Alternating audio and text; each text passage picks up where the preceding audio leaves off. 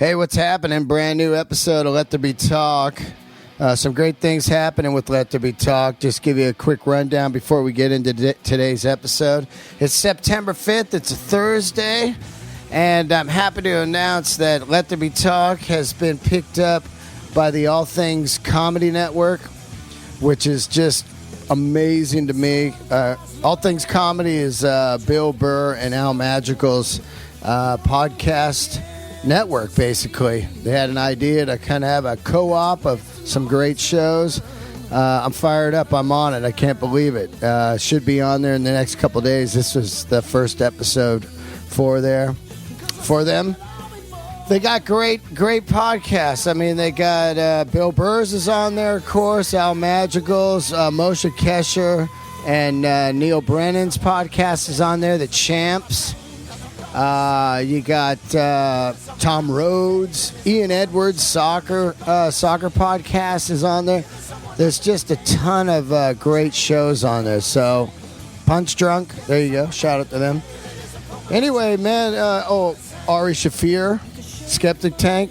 I'm just babbling right now, but that's because I'm fired up, man. It's just I'm pretty happy. I'm working hard on this. A lot of you guys are starting to find it. You're digging it, which is so cool, man. Rock and roll, comedy. That's shit I just love. So if you guys like it, wow, this is fucking easy for me to do. So anyway, allthingscomedy.com. Thank you guys for having me on the network. Can't wait. I'm fired up. A couple of other things before we get into this. Let's see. In 4 weeks, I'm going to be at Cabo. Don't forget, get your tickets, CaboComedyFestival.com. I'm going to be there October 2nd, 3rd, 4th, 5th, and 6th with Jim Florentine, Ari Shaffir. A bunch of guys going to be out there. Darren Carter, a friend of mine, good friend of mine there. Johnny Sanchez. There's some great stuff. Check out the website. I'm going to do a live podcast out there. Hopefully, I think at Cabo Wabo or the Hard Rock, one of the two. But I'll be going on Friday night, which is the 6th. I'm on at 11 o'clock out there in Cabo. And most important, big show, still tickets available. Me and Sammy Obeid at Largo on September 20th, 8 o'clock. Please come down, Los Angeles. This is a huge show. Sammy's celebrating 1,000 days of comedy in a row. We got a secret guest going to be there also. Can't tell you who it is, but just get your tickets at Largo.com, I believe it is. That's in San Jose. I'll be at the San Jose headline in the San Jose Improv September 19th. A lot of you Bay Area people asking when I'm coming back. There you go, the 19th. All right, sorry I'm rambling on. I try to get this shit in, and I know you guys are like, fuck all this dumb stuff. Get to the episode. I hear you. One last thing, this episode is brought to you by, I got a brand new sponsor, selfedge.com. My favorite store on the planet. They got one in San Francisco, one in LA, one in New York, and now brand new Portland store. Hipsters, Portland alert. Get in there, get your jeans. These guys have everything if you want to just look cool. Great jeans, great jackets, great flannels, great hats, belts, boots, everything. It's the only store I go to. I just walk in. I have no money. I somehow leave with shit from broke. Tank up your credit cards, man. Fill them up. Go in there and get some cool shit. You only live once. Look cool while you're doing it. There you go. Selfedge.com. SELFEDGE. Selfedge.com. There you go. All right.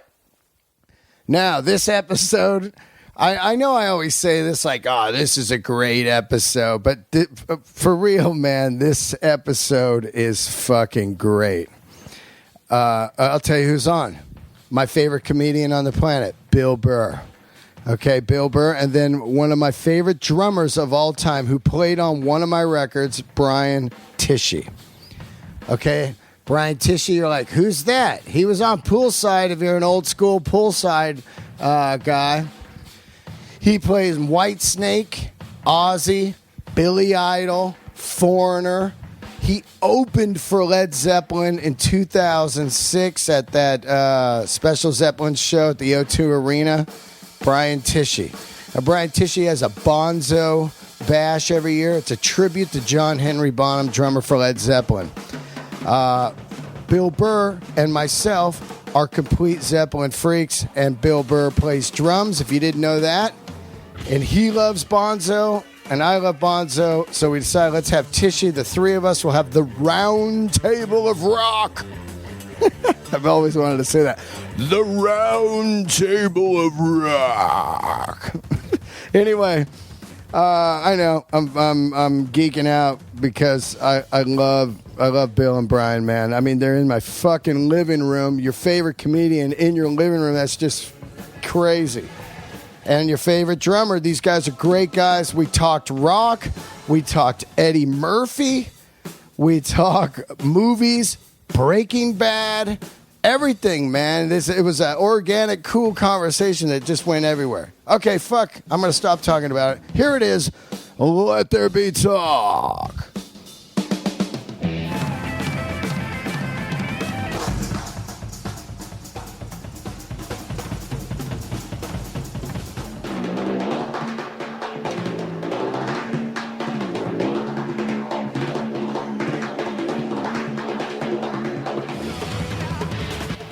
Yeah. Yeah. So we don't have to do headphones. No. Wait, before we start, should I give you guys gifts now? Just get out of the way so we can waste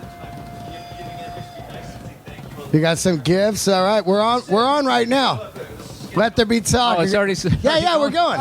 Yeah. We got Brian Tichy, my favorite drummer. Hey, what's up? And he was been on before. He played with Sass Jordan. Many times. This is, and what are we calling this day? This is a special day. Yeah, it is. It's the, we're going to be talking Bonzo because he passed away. It's Bonzo Blitz. It's like Bonzo Blitz Volume 1. Yeah. September 25th, he passed away, right? Yeah. There we go. You're a Bonzo freak. 1980.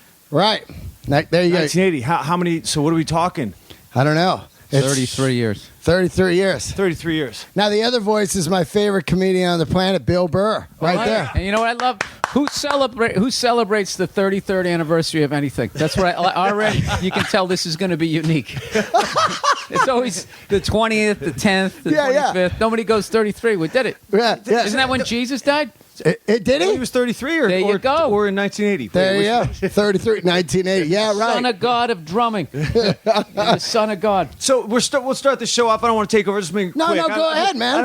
We're not in a hurry. All right. No, we're not really. But I just want to get this part out of the way. Look, we got here. Right here. We got Bonzo Bash picks. Bonzo Bash picks. Of John Bonham and because of the fact that in 2010 it was 30 years since he passed, and I'm sitting there every day. I listen to Bonzo. I think about him, and I go, "Wow, that's a long time." Yep. Of listening to the same guy, from 10 years old to 40. That's like a long time, right? Yeah. Right. Or whatever it was, 12 to 42. It's a long time of like the one dude that I never stopped listening to, and that's when I went, shouldn't there be like a real tribute show to this guy? Oh, is that how you came up with it? Yeah, I was like, why wouldn't we just put his drums at the front? So I'm using the same drums, and every drummer goes, my favorite song, pick your favorite song, a house band of Zepp freaks, and there's a Bonzo Bash. And you got the tattoos, too. So I got to make it complete, because I saw Rex from Pantera's got all four on the inside of his arm, which I'm like, why? I saw a chick yesterday at the Chipotle working there. She had all four. I tweeted. She's like, oh, I love Zeppelin. I love Bill Burr. Look. And then she showed me this tattoo. I go, wow, man. Bill. I see her all the time. No, just the Zeppelin, right? She had the Please tell me Zeppelin things, just Zeppelin. yeah. Okay, good girl. I said, don't be doing it. Bonzo Bash. Thank you. Okay. All right, Don't ever put a comedian tattoo on yourself. Oh, what's this, a poster? That's awesome, man. Wait, that's this. Here, I'll show you. That's this one from the House of Blue. Oh, yeah. All the drummers' names on it, the whole thing. Oh, yeah. Nice. So That's sick. That's sick. Commemorative sticks. Commemorative sticks. And These are dope. these are These are 2X. This is a 2X. I'm 2. I'm 1. Wait. Yeah. I'm down to like N large. I wear large. Large. Yeah. I can deal with the large. So Yeah. large, What's that? and this is a large. Yeah, that's what I wear. Okay, and Yeah. here's a 2X. You can use it for washing Your lady can wear that, like at night sleeping, you know? There you go. Like chicks like Exactly. There you go. Yeah. All right, so there you go. Enough. Okay, hold on. Now we just went crazy. Thanks for the gifts. That's amazing, man. It's a Bonzo Blitz. Let me tell you something. like about a year ago, I did poolside. We wanted to get you on. Something happened with your kid or whatever, and we had Bill on, and it became a sports talk, which I couldn't stand. So I'm so glad you're here.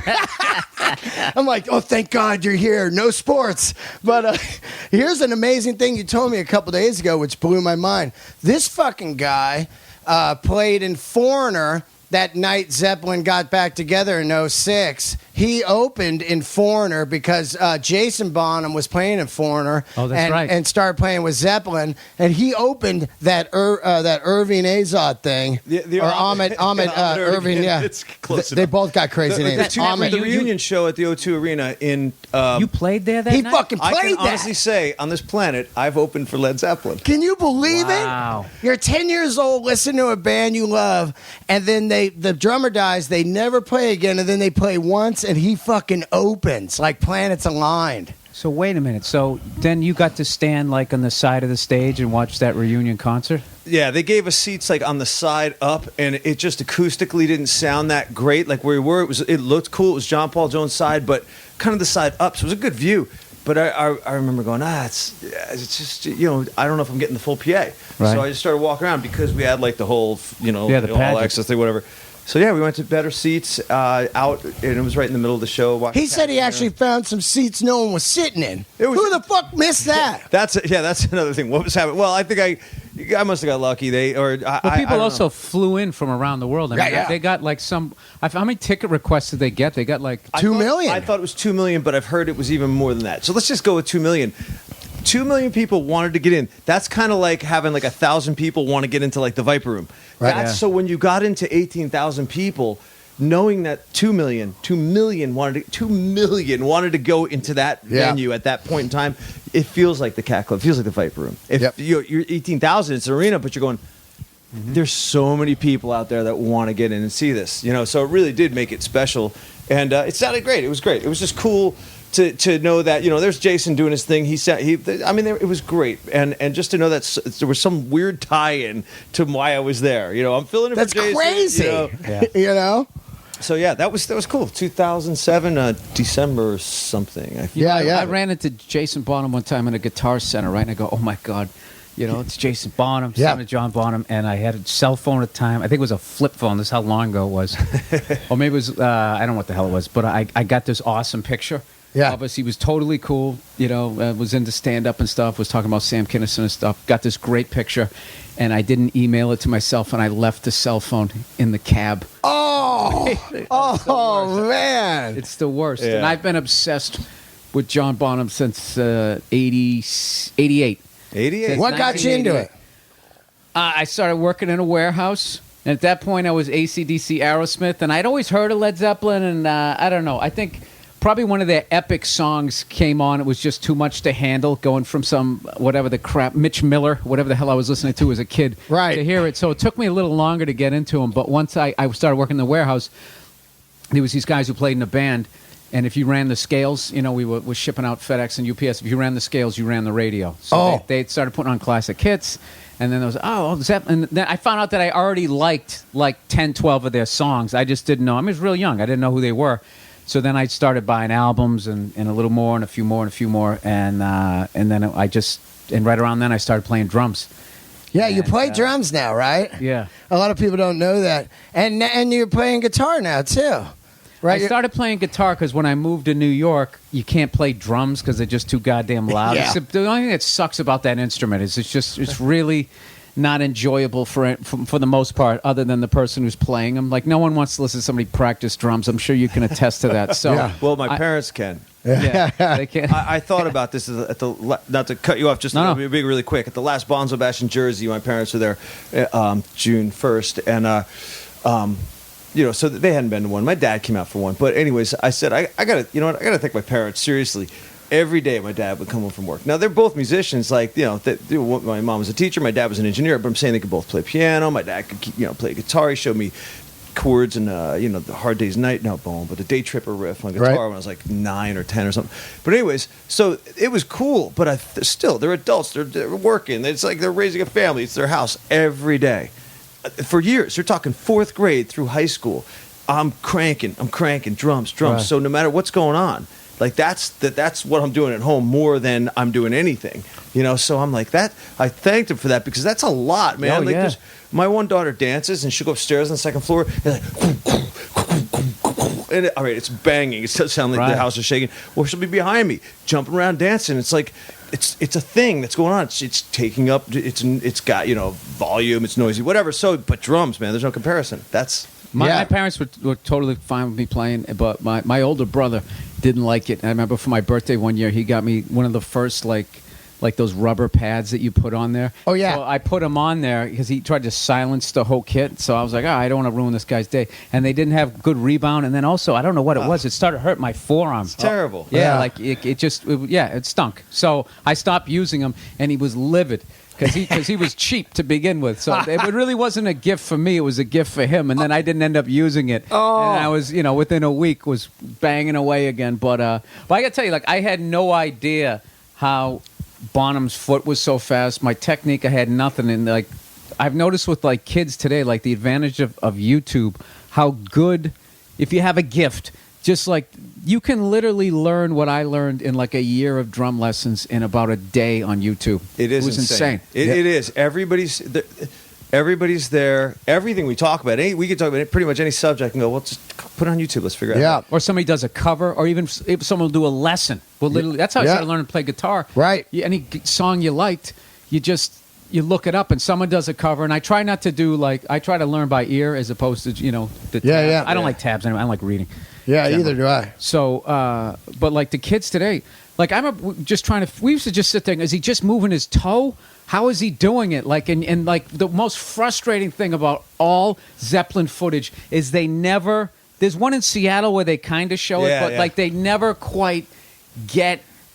Oh, and it kills you too. Is that one in the one where the Royal Albert Hall? There's because it's a side view. Right as he's going to do a fill, they start panning over to Jimmy. And you're like, wait, and then the second they get over, you hear him do like those triplet things. You're like, fuck. Yeah. Or there's a shadow. His fucking left foot, his hi-hat thing is just clear as day. They got like a fucking, this light is on it. Like its own spotlight. And then Spotlight. this other thing is completely in the dark, man. I kind of like it in a way that you don't. It adds to the legend. The legend is just, it's just even more like, but yeah, it is crazy. How did he do it? It's growing up. Like, I mean, I probably started playing to Zeppelin records in, 5th, 6th grade. It was Kiss for 2-3 years, then it became Zeppelin, all this. But it was all by ear. There was no YouTube. There was no instructional video. There was no dude around. There was no online. You tried to slow the record down. What you did. I didn't even do that because that was like trying. That is going like you can't. Yeah. How are you going to slow it down in time? It's just like I would play it on the slower speed.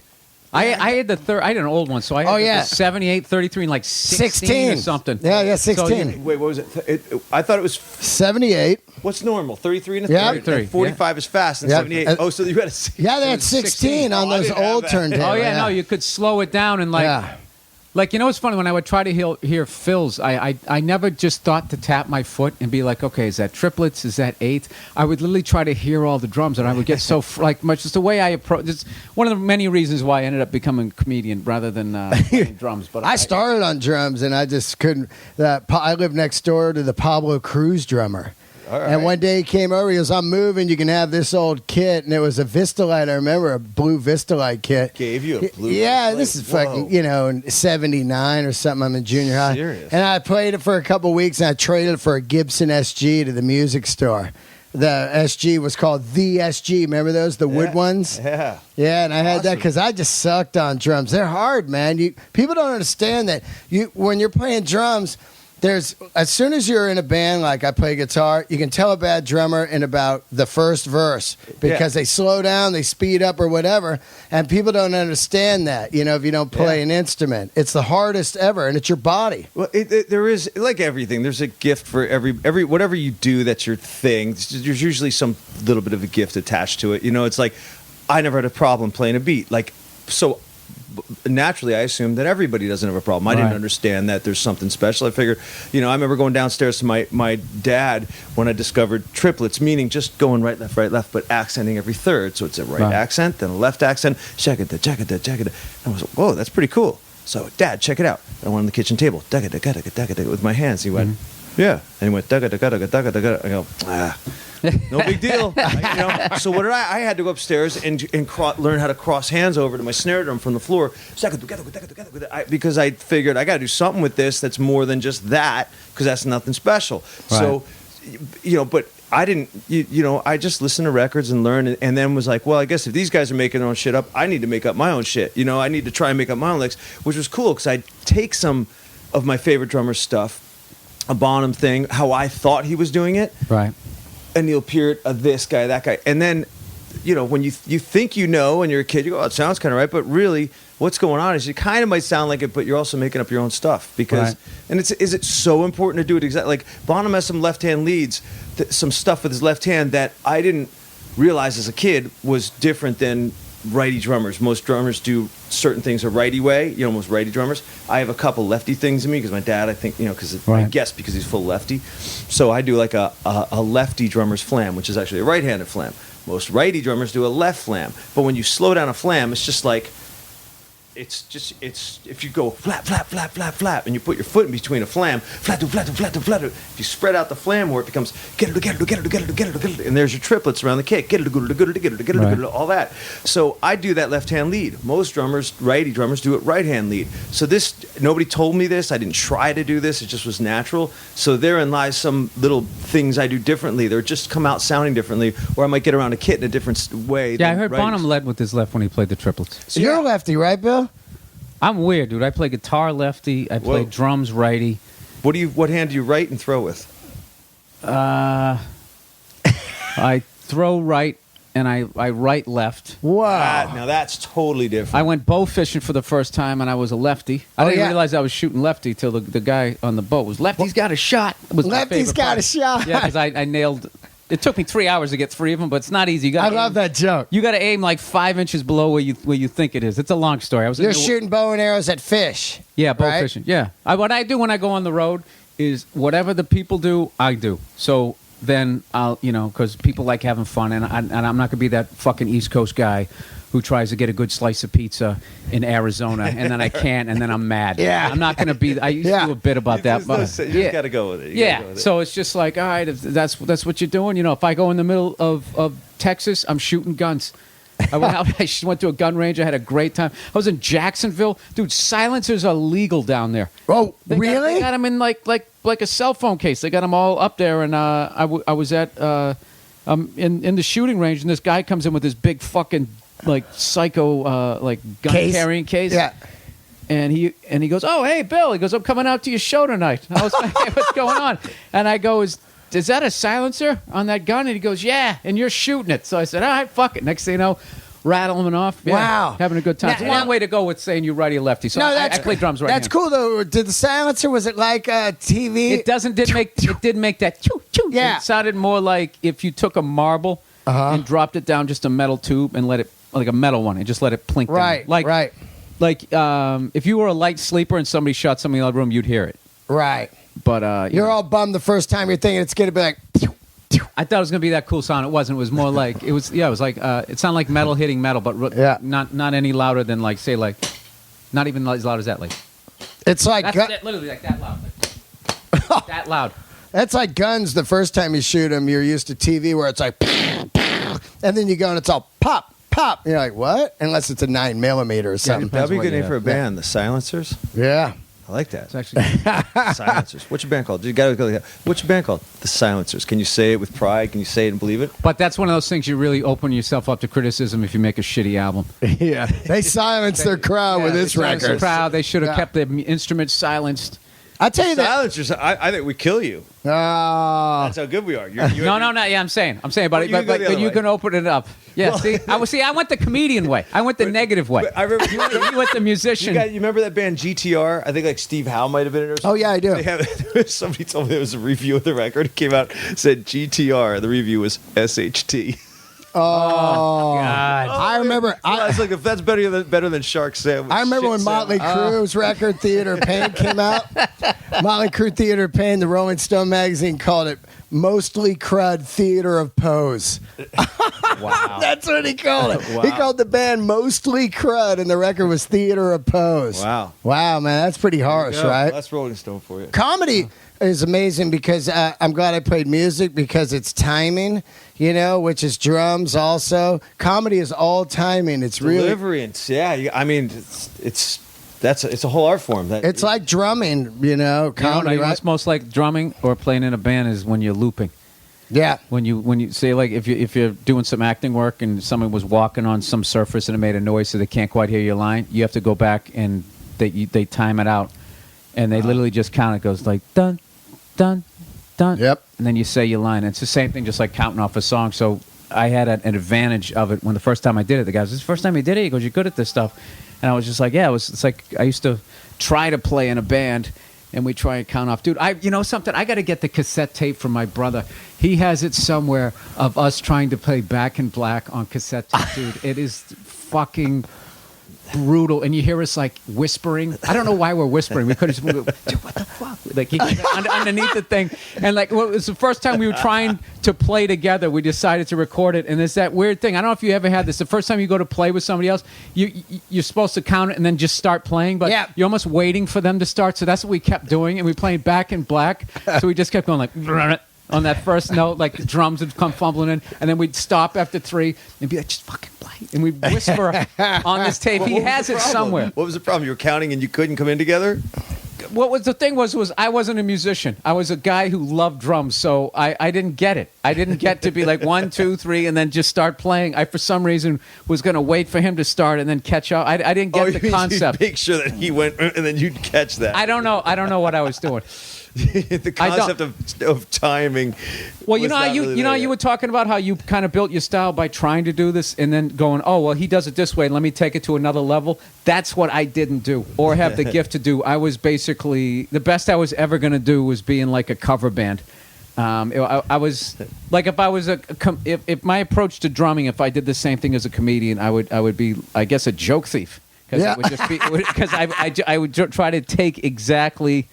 I wasn't say the same thing. Yeah, I wasn't influenced at all. Well, that's amazing about music. It's like, like you'll hear a band, let's say like Kingdom Come, where they just rob Zeppelin, da-da-da, remember that one? That song they had, it was basically Cashmere, and then the guy said, "I never really heard it." But that was the thing. I never really listened to Zeppelin. A lot of bands would just over the years just have other bands' riffs and everything, and they don't get crucified. If you're doing comedy and you just do something the other guy's doing, you're done. But bands, like, you just go like, "This guy's totally doing Bad Company," and then it just rolls. Isn't that weird? Did anybody ever put together Smoke on the Water and its follow-up that's the younger brother of Cat Scratch Fever?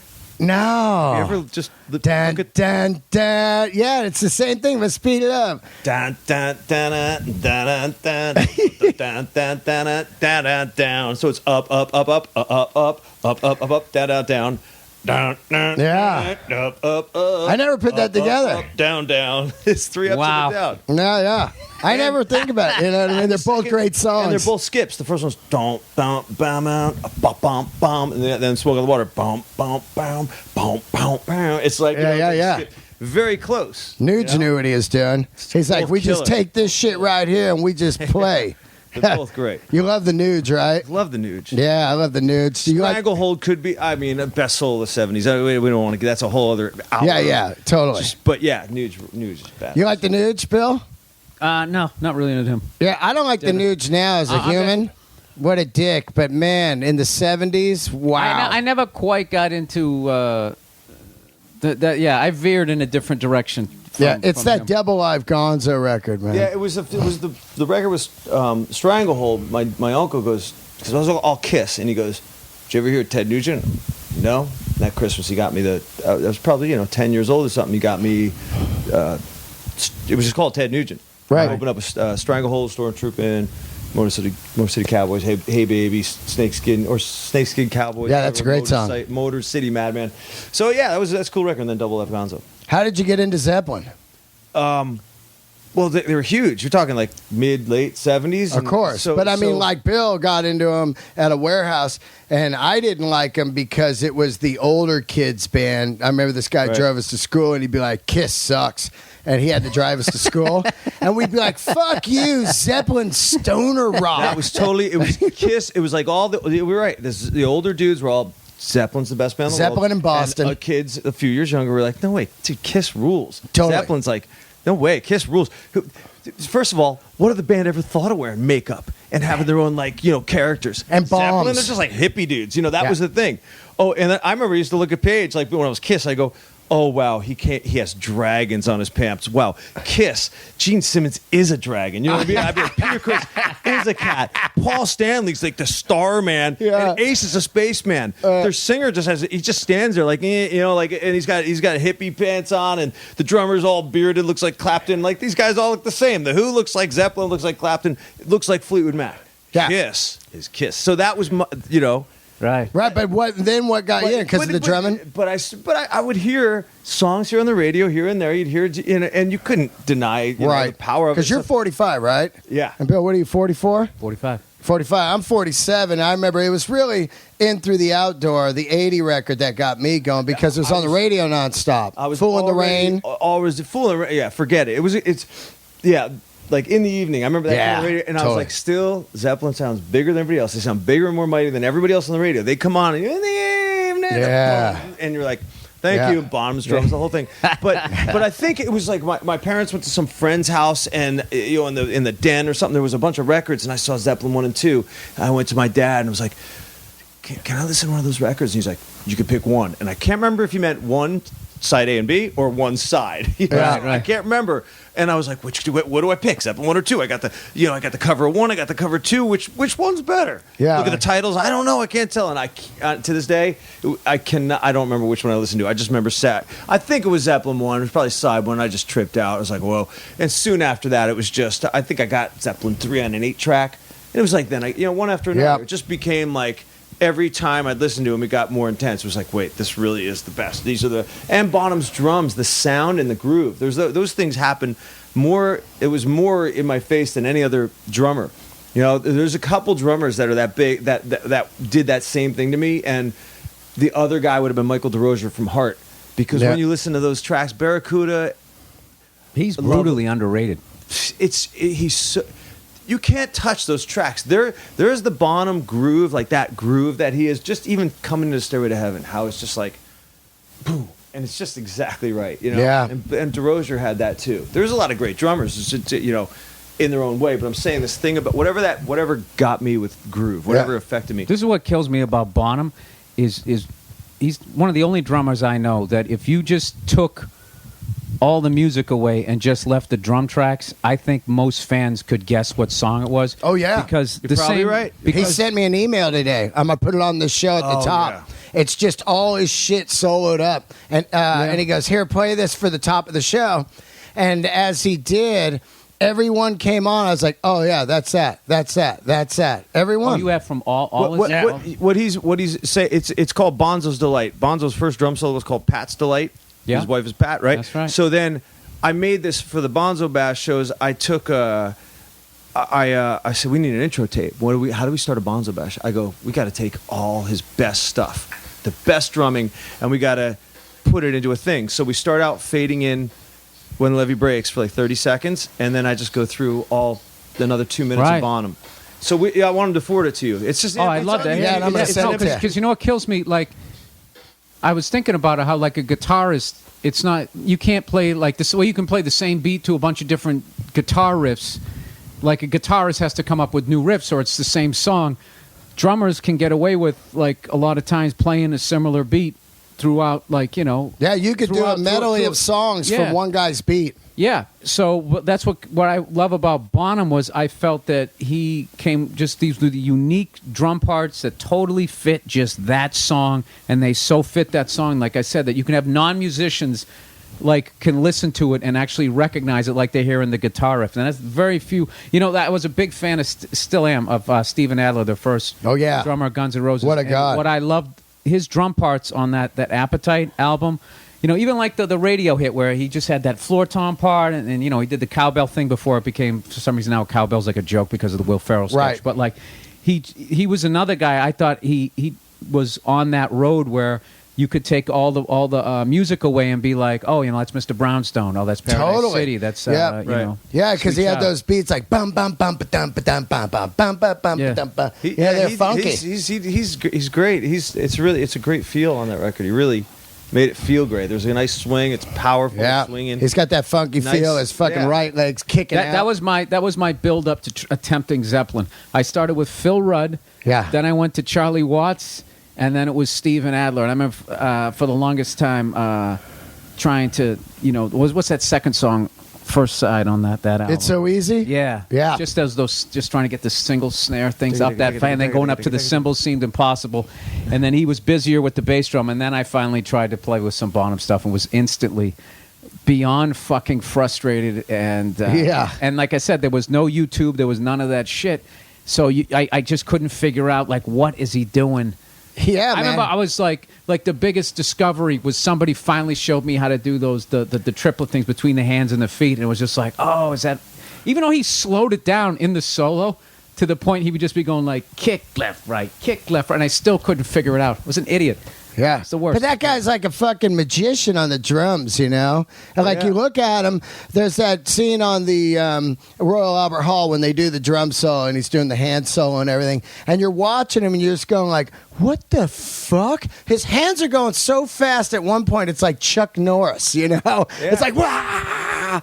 Yeah. I don't get how he gets the sound and all. I just don't understand it. And I also think he's unbelievably misunderstood. Where a lot of people think, like, then they try to play it, they're swinging from the shoulders, and it's all finesse. He's all wrist and. That's what you were telling me. It's like you better figure it out quick because your arms and joint sockets and your everything are going to go out if you try to play it like an ape man. Well, it's like it's fun to be visual and swing hard and all that stuff, but it is the popular misconception that.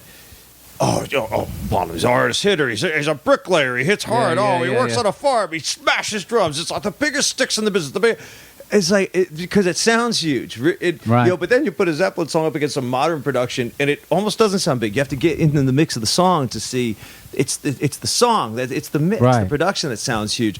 But his drums were just, for the most part, you'd say big drums in a big room. But then you listen to like a lot of Zeppelin 2, even Moby Dick. Those aren't big loud drums in a big room. It's actually most of that stuff is in various studios.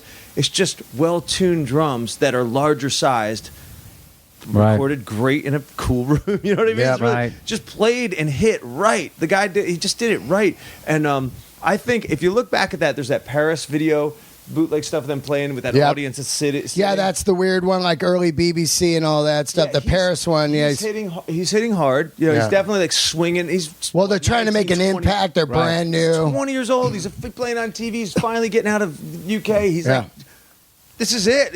Like that, you got to think of that compared to a guy that sells every record that comes out is however many platinums and Keith Moon's out there, so it's a competition of looks and stuff. Yeah, but just okay. So it's just a new thing in your life. It's all new, and you're a kid. You're still kids. You're swinging. You're making an impact that way. Everybody's plant is screaming his ass off. Right. I mean, you can't touch those first couple. The first record really is insane. It's insane. Because really, that's how he was singing live, like Albert Hall. Yeah. It's so plant and. Page kept developing, and Paul Jones is a madman to begin with. He got kind the scientist. Yeah, but he was just insane at everything he did, and he was always on. He was always spot on. Yep. But Bonham, I think what happened is the first record has a sound. It sounds great, but I don't think he got his true drum sound until like Zeppelin 2, and it just developed. It started to develop, and then there's many different drum sounds. Then of course Levy breaks. They get that big thing in that hallway. Yeah, that's it. But Zeppelin 2, he started to have. You could hear more of a snare sound, more of that conk conk in the snare. You can really hear it on Moby Dick, and Zeppelin 1, he didn't have the big 26-inch kick yet. He didn't get that until he was on tour with Vanilla Fudge in the States, and he ordered it from Ludwig. Was he playing a Slingerland?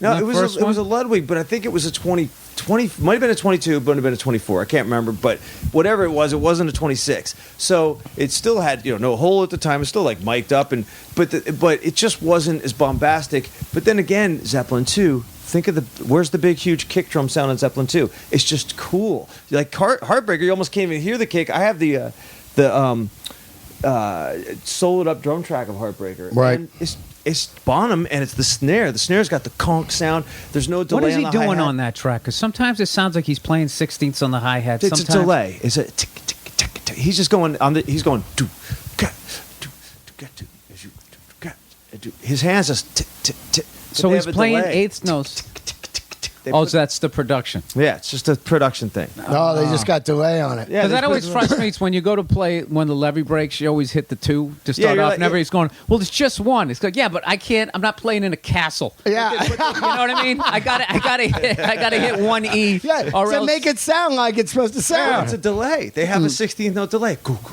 ga ga, goo goo, ga ga. Oh, that's right. Yeah. Yeah. So he's really and okay. Here's some more stuff that was I was a hint let down, but it still doesn't matter. Still Bonham being a badass at Headley Grange and that big stairwell. Right. But the original track, and I don't know when they slowed it down, like how much recording was done on top. But the original, When Levee Breaks groove isn't like goo goo, ga ga, goo goo goo, ga. It's more goo goo. Oh yeah, they slowed it down to give it that effect. I read that. It's a half step faster, however much speed that makes, BPMs, Right. I don't know. But it's like going 80 up to like 83 or 90 to 94, whatever it is. But it's more funky. It's a little more Right. hip hoppy or something. And the whole track was slowed down a half step. And I'm like, is it to make it better for the harmonic Thicker. overdub?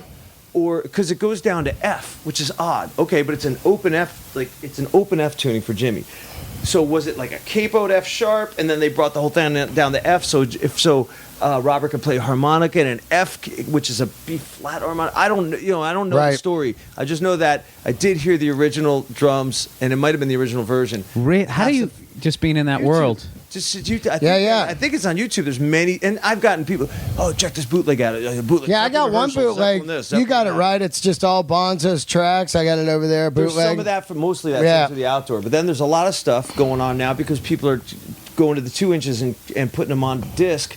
Yeah. And whatever engineers, everybody, every it's not Zeppelin, Yeah. it's like everybody, and they're in there like making. I remember hip hop You know, guys. You go to the studio and they'd have all Bonzo stuff canned for samples. Totally. Like I'd go to the studio, guy'd be making a hip hop record, and they'd be like, "Here, throw this beat in," and it's all Bonzo. You There's know? another great one from that. I think it was. Who's the Funky Gold Medina guy? Who's that? Oh, that's Oh yeah. yeah, Tone Loc. Tone Loc. What is his other one? Wild Thing. He had Wild Thing, yeah. Remember? Go go go go go. Yeah. That's Peter Christine 16. Oh, really? Go go go go Christine. That snare drum that Oh, goes in wow. there, that's that. And his there's other one, Hot-Blooded. his other one was Alex Van Halen. Right, right. Janie's crying. Yeah. Yeah. They cut off. They went. Gonk, gonk, gonk, Oh, I think gonk, maybe yeah. it was Ow, ow. Funky Cold Medina was gonk gonk gonk. One of those two. Right, Two right. Sing, Yeah. 2 songs, 2 singles. That's all I know about them. But I know That's that one thing I found with the certain period.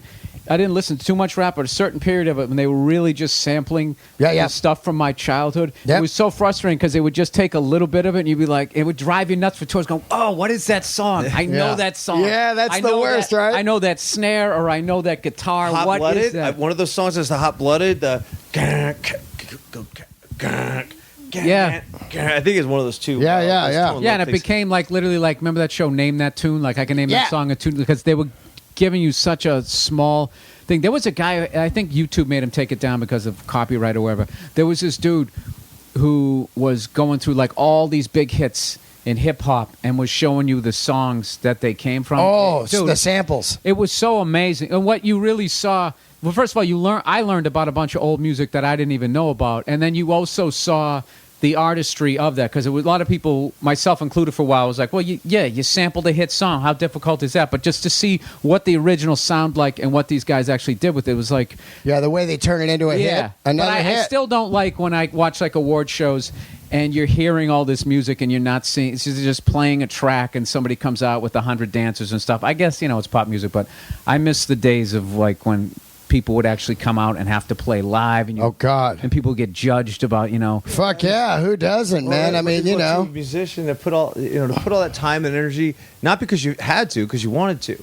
And that's the payback, is to hopefully get to that level where you can either become a professional and pay your bills from it and earn your money from it. Yep. It's what you love, and to know what it took to get there, because it shouldn't be easy, and it shouldn't be like everybody can do it. No, not everybody should be a comedian. Not everybody should be a guitar hero, the next whoever. No, it should be something that you have to work a lot towards. So, of course, there's luck involved in some things in life. Somebody just falls into something, and it kind of goes that way. It's just that we need that too. Right. But it shouldn't be where you can just kind of fake everybody out and everybody just claps along to it. auto-tune singing live? It's the and worst. people are going nuts like this guy. It's like any of you could get out of the crowd I know. and do that. It's crazy. It makes But it I guess crazy. I bet you couldn't write the lyrics, so you do give them that. But But they don't But write they the write the lyrics. lyrics. That's They the don't thing. write the lyrics. But Linda Perry writes the lyrics. Like this. Auto-tune's like you're in the basketball game, and you're like, oh, dude, we need 3 points to close this. You go behind, you turn your what do you call it? Your 3-point tune on. You go, you go. Whoosh, Yeah. Bam, 3 points. It's in. Well, let me it's the tell you same something. thing. It's like magical. I didn't have to worry about the note because auto-tune got it there for me. No, you shoot it. No, you shoot it, and it's gonna miss, and then the hoop. It Gets grabs bigger. it and pulls it in. Hoop gets bigger. It's just gravity sucker. That's what auto-tune is. The hoop's bigger. Reggie Jackson points, in the World Series. He's not sure if he's going to do it, though. He turns on his auto-tune. He turns on his home run tune. Yeah. That's it. You know what makes like I realized a couple weeks ago, I clown a lot of guys on my podcast. I'm like, man, I went and saw David Lee Roth. That fucker can sing. And then I realized after the VMAs, I'm not going to do that anymore because he could easily just run the guy at the board and make him sound genius the whole show. Just by they got live auto-tuners now. Well, a lot of the reasons why those older guys can't sing anymore because they actually went out on tour and sang live. Like someone was breaking plants balls was saying, he always sung like an octave lower. It's like, so would you, 300 dates in. Yeah, and not only smoking cigarettes, and people didn't. Jimmy Page with 4 stacks over there, just no. You're trying to hear yourself. You got one speaker in front of you, against these guys. Yeah, and they didn't have monitors in the beginning. Like, Albert Hall, there's no monitors, so he's singing into it's like the Beatles at Shea.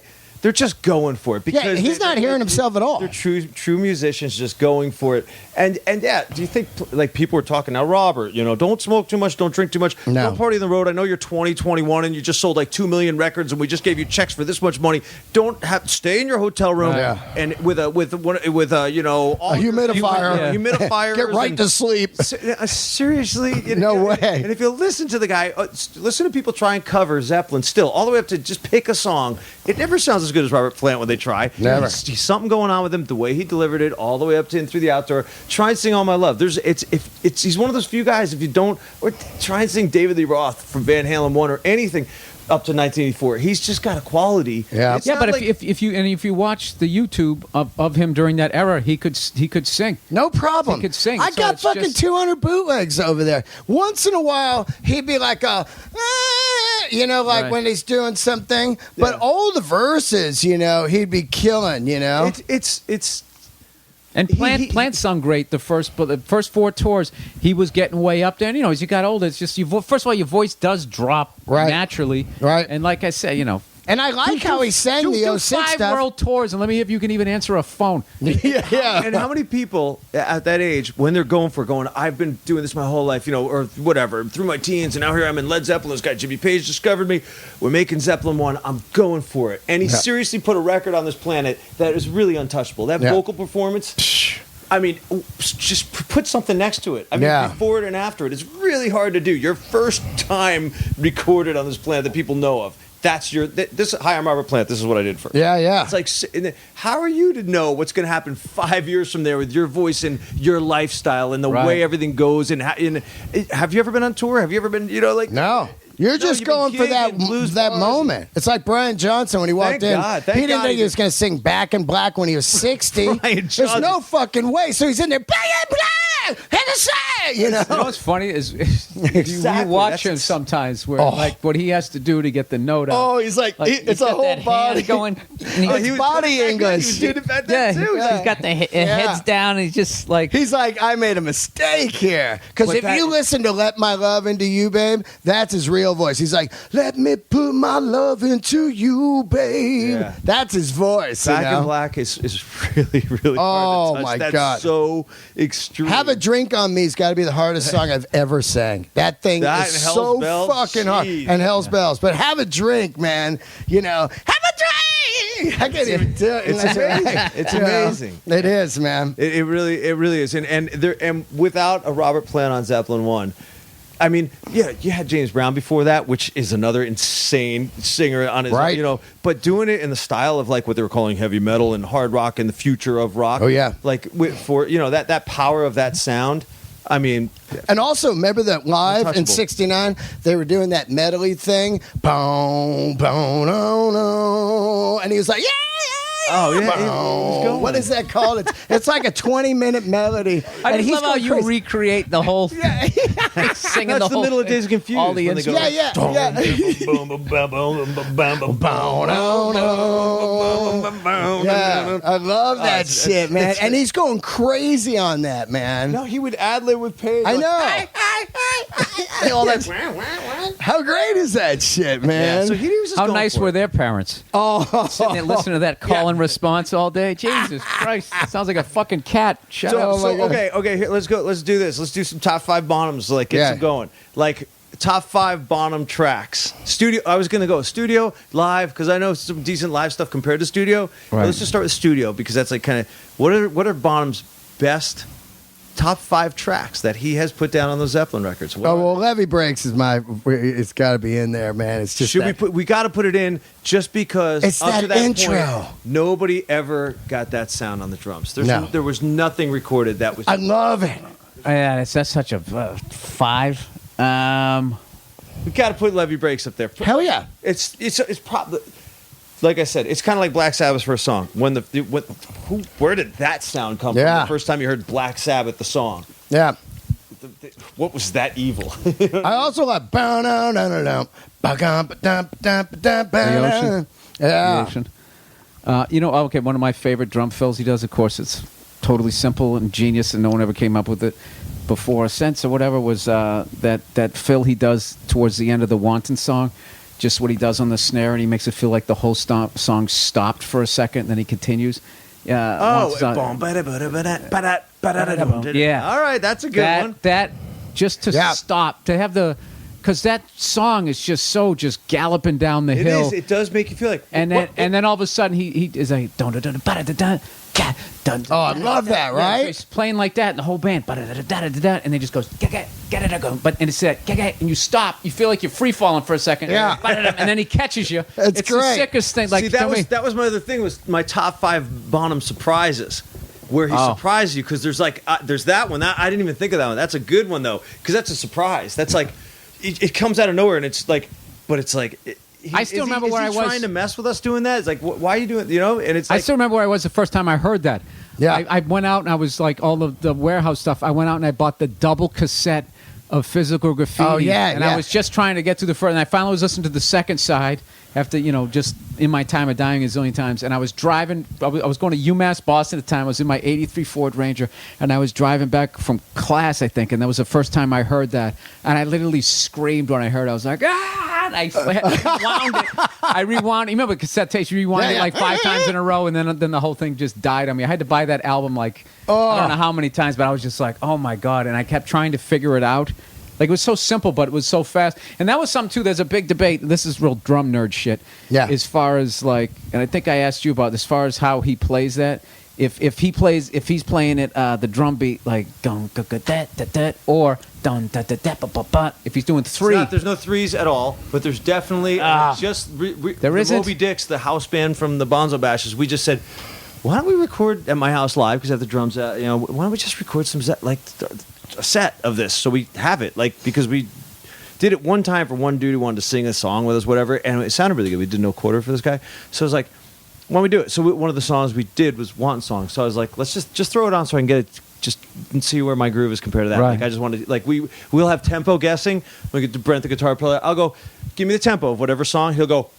I go, dude, you're pushing, you're fast. And no way, man, I'm right on it. You always played slow. Right. I'm like, no way. And I go, put it on. I go, and like whatever song was, I was right. I was like, see, don't mess with me, man. But anyways, don't mess with me, man. Put on Wanton Song, and I'm like, oh, and I go, well, wait, put it on again, because the bass drum is there. It's there when there's space, but when it's in the riff, and how he's not playing it, he's got different levels he's attacking it with. So in that groove, I think is true. Most used beat is boom, boom, boom, boom, boom, boom, boom, boom, boom. So it's not a boom, boom, boom, boom, boom, boom, 3, and it's not boom, boom, boom, boom, boom. I always used to do it as a kid. Do the bat, boom, boom. Right. But now I've been doing more. But I like better. I like that one the most. But I do think it's. Dude, I went up and I was to try and play that up the tempo, which I never came within. I looked up that guy JoJo Mayer and his bass drum technique. He's a lord. Oh my goodness. Who's that? Is he on YouTube? Yeah, tell your listeners. Yeah, JoJo Mayer bass drum technique, and dude, he plays. Well, he plays basically a bass drum solo. I've seen he wears these black Chuck Taylors, and it's like this really grainy footage. There's 2 of them on there. One is better, and we'll have the whole thing. And he was showing basically that push-pull thing on the ride, the Buddy Rich thing. He basically started doing it with his foot. Yeah. Right. And I'm like... How old is he?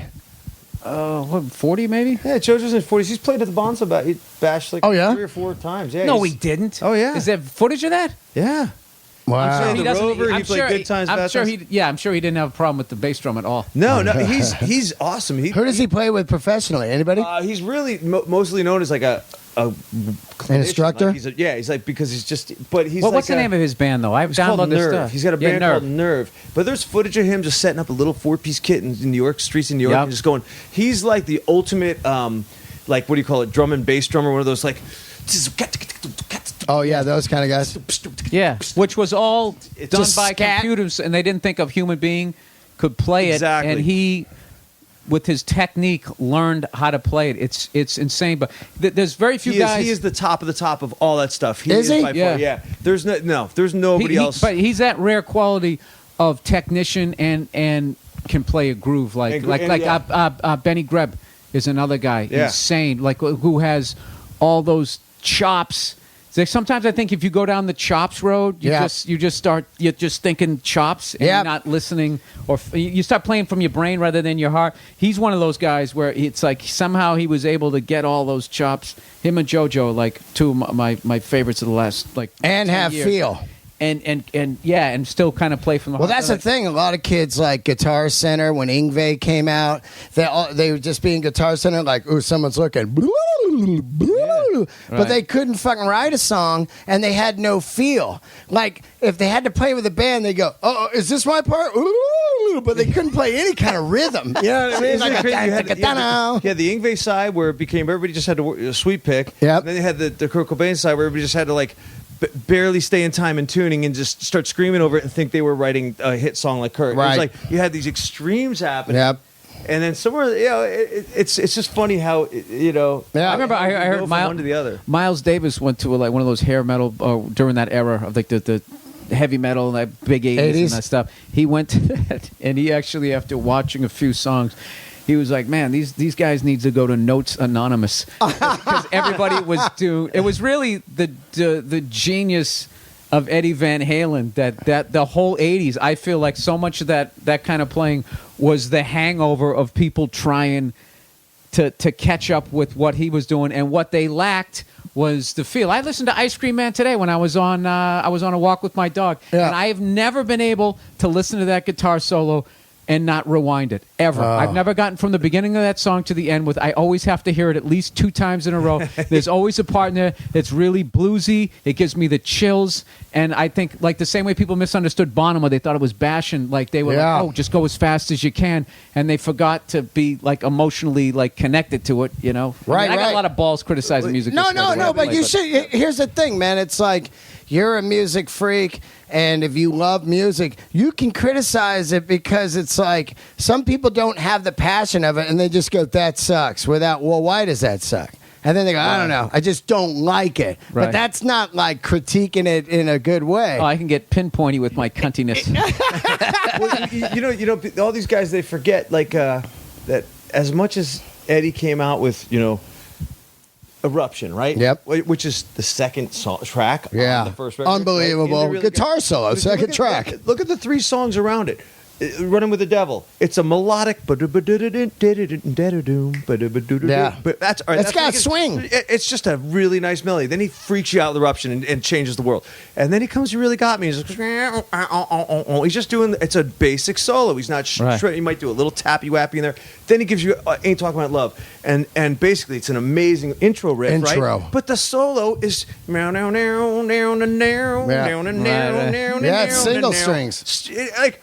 Where's the shred there? You know what? Even until I'm the one. It's okay, Eruption. But I'm the one is when he goes, all right, here we go. You ready? Try and catch up because you're not gonna. That's when you're like, and then Jamie's crying. That's what made it great, though. He didn't do it every fucking song. He just gave you melodies. And then Atomic Punk, Look Out. Then the other. I would say comedically, that's watching a guy who's really loud on stage and has this power. Is when that scream, like getting loud in a joke and screaming and stuff, when that really has its power is when you know when to unleash it. And that's basically what I would say he was doing. Like he had that ability to have like can't really say a Kinnison type of thing. I don't know. Maybe that's a bad comparison, but like I know like just the guys I started with some guys who were really loud, and I was loud, and I went through a screaming phase, and was like I was starting on 10. Yeah. First joke on 10, and like I see some guys like that now because I would be like out of breath telling jokes. Like 15 minutes in, I'm like winded from telling jokes. It was ridiculous, and it wasn't until I found that I was first learning how to headline, so I was nervous about. I was like, I have to crush.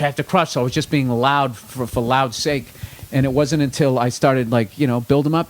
Hey, take them down. Take them up a little bit. Dynamics. Yeah, and then it became a nicer ride as opposed to just watching me up there sweating. Well, that's what you see when you see a guy copying you, Bill Burr. You'll see the guy. It's just like when somebody copies a guitar player. They pick the thing that they see first, which would be because you'll start and you'll be like. This is my cursing and screaming? Yeah, no, you'll start out and you'll be like, you'll just say like, fuck Ford, and then you wouldn't say that because you love Ford, but then you're talking, you're like, fucking cars, 4 wheels, really? 4 fucking wheels? Are you kidding me? So you're going up in dynamics. So they just grab that thing of like, are you kidding me? Yeah. Ford fucking trucks? Are you out of your mind? And you're going like, hey, dude, you're missing the front part of Bill Burr. I have plenty of VHS and mini disc of me doing that. That's really bad, really bad. But you're really fucking, bad stand-up. You're like the best guy now. You're the Bonham of fucking. No. You're not going to take that because because I know better. No. Dude, I just did a show with Brian Regan. I know in San Fran. How was that? He's fucking unreal. It was a master class. I sat there and just like as a fan, I went out and I sat in the crowd and I just sat and I watched him at Cobb's, and it was like, and I was there with somebody who had never seen him before. Yeah. So I got to enjoy it on 2 levels. One, to see how much better he's gotten since I saw him. And this guy really inspired me. And then also I got to watch somebody discover him for the first time. And then and there's that thing once you get into his rhythm, and he kind of caught this person and like they were like slumping over and stuff. It was just awesome. Yeah. It was just awesome. So but I understand. And then there's a lot of other guys who, if they decided they wanted to do it again, it's just because they became movie stars on TV. The day Eddie Murphy decided, or Martin Lawrence, or any of those guys decided, hey, you know what, I'm going to pick up the microphone again. Everybody gets knocked down. So that's more. I definitely appreciate what you're saying, but it's one of those things where it's. I just think that it's interesting that you say that because I just recently watched some old Eddie Murphy, and it's that his first, with the red leather suit. Delirious. Delirious. Delirious. Right. He saw Eddie Murphy. I saw him on the Raw tour. In a little purple, he was in a little purple suit. I had lawn seats. It was called Great Woods in Mansfield, Massachusetts. I don't know what it's called now. Huge play. Great Woods is probably some PNC bank. It's like a shed, But now, Raw, I was like pumped when that came out. I was like, but I didn't like it as much as Delirious. And I've seen some stuff from Raw, and it's great. There's some awesome stuff. But he just took over so hard with Delirious, but that's where he was in his life, almost in a weird way. Robert Plant's Zeppelin 1 coming out just like, this is me. It was peaking so hard. Do you think, just I don't know, as a comedian, maybe it's different. After what has it been? 2 decades, 25 years since Delirious? Everything he's been through, everything he's, all his ups and downs and everything. Could he come out, and would he come out and be as funny as, let's say, Delirious? Would he need to cop that whole like, here's my, how bands do their records? Well, he wouldn't be Delirious because he's not a 21-year-old man anymore. Right. He's but like, you think, I think he just turned 50. Yeah. Right. So you know how a band goes, we're going to play this album in its entirety, and that's cool because you're playing the songs. So you go, great, I want to hear all the songs in the same order. I don't know if any comedians have said, I'm going to do this whole. Well, he wouldn't do that stuff. No, he would come. He would come out. Would he with be able to new come material? Out? Would he be able to come out and be as funny? Yeah. I'll tell you why. Okay, first of all, Raw has gone on. What Raw was for me as a fan watching it was you were watching a guy transitioning from being a young man to being a man. Like, I mean, he was a kid when he did Delirious. So, and it was a lot lighter and sillier and that type of stuff. And then he was really starting to talk about serious stuff on Raw to the point that the crowd, when he was talking about divorce settlements, he goes, that's bullshit. And someone in the crowd yelled some stuff. He goes, nah, man, it's bullshit. He was kind of going back and forth. So he was just delving into that. Like, like with the band, they'll have an album that isn't quite as, maybe looked upon as good, but then when the next album comes out, you're like, oh, that's what they were going for. So I feel, I wouldn't put one better than the other, but I feel like he was just becoming that. And there was a Rolling Stone interview with him right before when he was going to do the Oscars, before that whole thing fell apart, and just reading it, like, I got nervous reading it, going like, if this guy ever decides to come back, it's going to squash anything I've ever done. Because no, dude, you're talking about a guy, you're talking a once in a 50-year talent. Like, I agree. His ability, his musical ability, his impressions, his charisma, and like, I'm telling, he was just his look, looked like the whole thing. And you're talking about a guy like, he did those specials his first 10 years in comedy.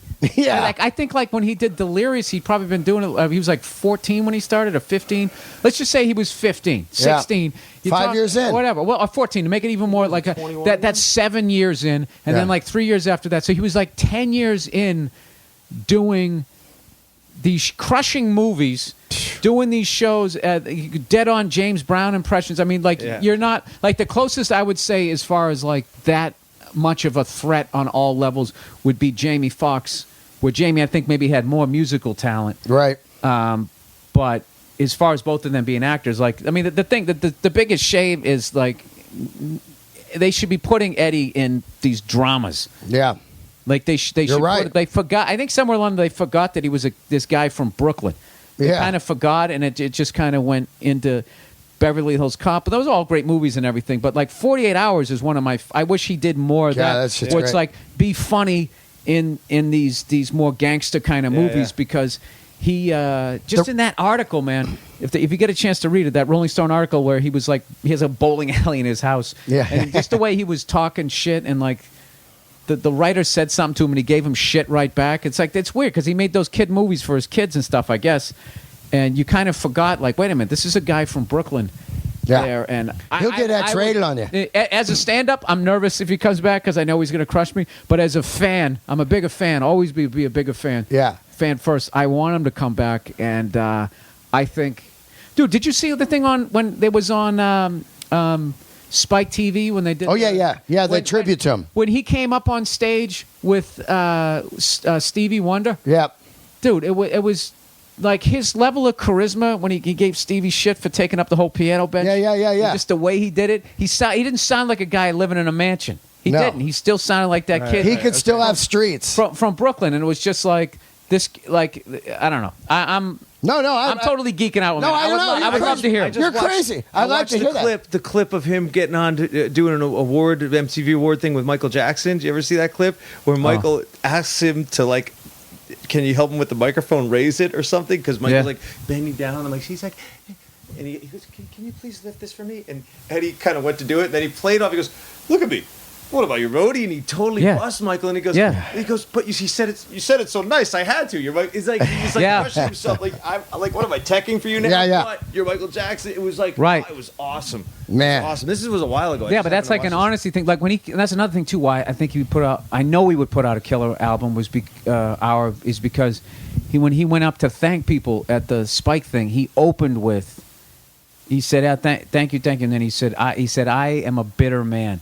And it was just so truthful and honest. Oh, you knew some shit would come you were out. just hanging on his word. Yeah. And then he said something funny about having a night for yourself is like, as nice as it is, it's like somebody singing happy birthday to you for 2 hours straight. There's only so long you can sit there smiling going, thank you, like, you know? But like, there was that thing that all great comics have where he came out and he said what he was feeling, that honesty thing, and he wasn't afraid not to come out and try and be funny at first. All the things, all the tools that I noticed all great comics have. I just think it would be a tragedy if he never comes back and does an album. Right, yeah. You know, one time I was DJing the Shrek 2 party. They hired me to DJ it after the screening. So I was spinning some AC/DC, and what's her name was there? What's the girl? She's on Charlie's Angels. Farrah Fawcett, No, the Jacqueline movie. Smith. No, the movie. Shrek. Movie. She's in Shrek also. Oh, is that The blonde one. Kate Jackson. Cameron? Cameron Diaz. He's naming the originals. Yeah, I'm old, dude. Yeah, no, I am too.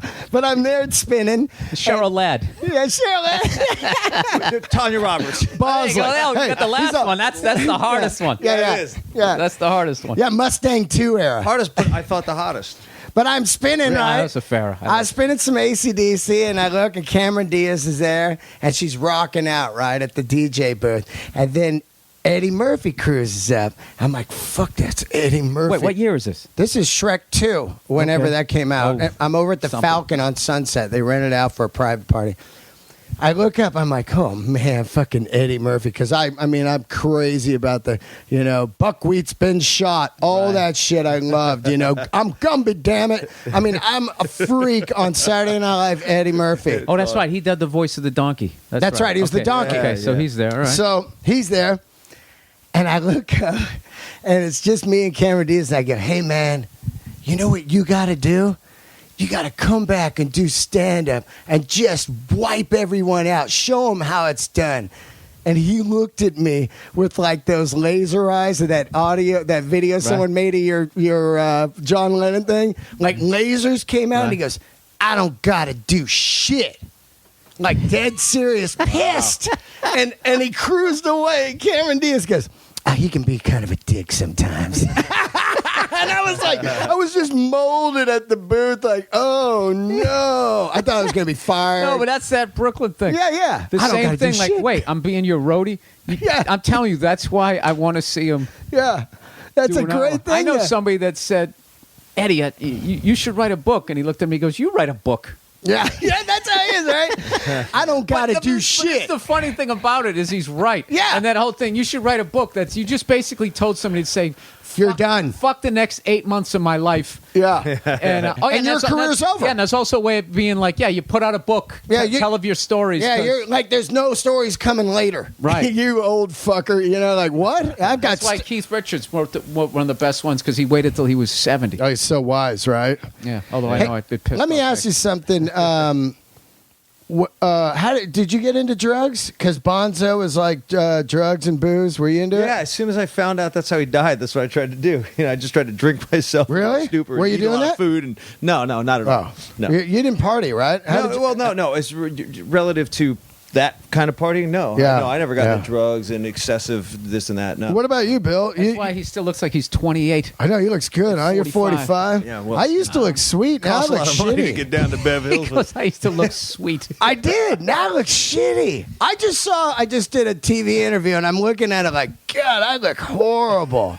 I actually look horrible. It's weird. I'm a different looking guy than when I just showed you like 20 years ago. Yeah, we all are, man. Yeah, but you look good too. But you go to the gym and shit, right? Yeah. Yeah. He doesn't. No, he doesn't. He just goes there. He just goes there. He just goes there. You know it what? works. He just one of kinda my things I like takes about care of Bonzo. emails and drinks coffee. You know what I like about Bonzo? Like he got me into well, he didn't get me into it, but I remember when I saw Rocky Horror Picture Show. They're like, you got to see it. It's great. And I was in there about 10 minutes. I go, this sucks. They're throwing rice. I go, fuck this shit. Some guys are acting it out in front of me in the theater. They would do that on Saturday nights. Guys would dress You up. know about this Rocky Horror Picture Show? I mean, I've heard about Yeah. it. Okay, they would go, yeah, it was a cult thing. Saturday nights, they'd all go in there. And people would dress up and go act it out in front of you. They'd say it to the movie. They do all the same. So I'm in I there never with went. these guys, that are into The Cure or whatever. And I'm like, this sucks. And I step out, and it's midnight movies. And next door is Song Remains the Same. There's the other midnight movie. Yeah. Now, this is when Zeppelin really hits me, man. Because they show Bonzo, he's drag racing. Oh yeah, that's. all He's great, got but the motorcycle. Yeah. I loved how guys dress. He was a rock star to me. He had the fucking weird striped pants, a beard, and then he had the Vista Light kit. I was like, God, this guy's a god. And I sat in there, and then I was hooked on Zeppelin. But I love his look. How about you? There's many looks. Of There's Bonzo. many looks, and And they're all. one thing I discovered that really bummed me because I was going to go as Bonham for Halloween a few years ago when I had the beard. Yeah. And I bought the Song Remains the Same T-shirt that he had. And then there was a thing. I thought he had Adidas Dragons. Remember those, the light blue ones? Oh, yeah. When he's in Seattle. Yeah, And he's wearing a 4-stripe Adidas. That was like the rip-off Adidas. The It's fake just like, ones. dude, you're in the biggest band in the He's wearing world. rip-off Adidas? It's a 4-stripe Adidas. Wow. So I went back because I was trying to look at his foot technique again, just because I love watching him play. Didn't he have duct tape on his bell bottom for that? I don't footage? think so. Take a look. Because everybody's bell bottom it then, and if you wear your pants out, your bass drum beater's going to Catch on it, yeah. So Yeah. everybody would duct tape. Yeah. Hey, what do you think of Don Brewer, drummer? Because there's a live solo of his, definitely Bonham influence, but he brought Killer it. I thought. energy. Yeah. Killer voice, power voice. Yeah. Singing back there on that kit, just the way he looks when he plays. Yeah. That's a guy that He had the big fro. Yeah, the big fro. That's a guy that with the cowbell up to here. Yeah. Yeah. That's a guy that kind of passed me by as a kid, but recently I started checking him out. Some of the past few years. Who's he play with? The Grand Funk Railroad. Oh, yeah, okay, I So gotcha. he's killer. He's like there's so much power and energy going on there. Right. It's just a total charisma. And to sing and to be the singer of that song, I think he kind of wrote it. If I'm correct, he might be responsible for the writing. Yeah, he basically did one of those modern drummer DVDs. Yeah. And I watched him play, and I was like, man, this guy, because he's an older guy, and he was still like powerful player. Watch them from the 70s at Madison Square Garden. There's a drum solo. That's the one I saw. And he comes Badass. out from behind it, and he's playing all around his kid. Was that the one? Yeah. He is great. It's great. He really is. So for me, the person that I overlooked was then I keep forgetting his name, the drummer from Heart. I have to. Michael DeRozier. Can you recommend what's his Barracuda. Let's listen to Barracuda. No, but I mean album. Oh, Little Queen. Little Queen. There's I'm downloading that Barracuda. today. Yeah. You'll hear this song Love Alive. It goes Barracuda into Love Alive, and Love Alive starts out with acoustics, and it's all like Ann Wilson's Killer. But when he comes in, he comes in on the toms. But when he comes in the groove, it's the tone of his drums, the groove of his drums. I mean, the groove of him, the tone. It's so Bonham. You have to say it just because Bonham's Bonham, but that's such a hard thing to achieve. His snare's got that pop. You can watch footage of them at Cal Jam too, right? And he's got the Ludwig. It's a very similar setup to Bonham. Well, Heart was always Zeppelin. They covered Zeppelin. They covered Zeppelin. They loved it. Totally. When I saw Heart 4 times, they'd always play rock and roll. They'd play a big tune, and I actually got kind of teary-eyed when they did Stairway at the inductees. Great version. I think it was one of the best things I've ever seen because there's the band watching these guys do something that was. And did they get their original drummer back for that or no? No, he they did played, not. No. but They it was played like with with Jason. this. They played with Jason and a symphony, and it's so high, like such a high mark they hit. I was like, wow. There was another drummer who got I thought kind of got Bonham-esque sort of tones. Was who's the drummer for Billy Squier? Bobby Chenard. Yeah. Great. Those, dude, I'm all about In the Dark, that first record. Yeah. Yeah, that's great. They have some weird little thing, like an effect in the 80s they put underneath his acoustic sound. There's something going on.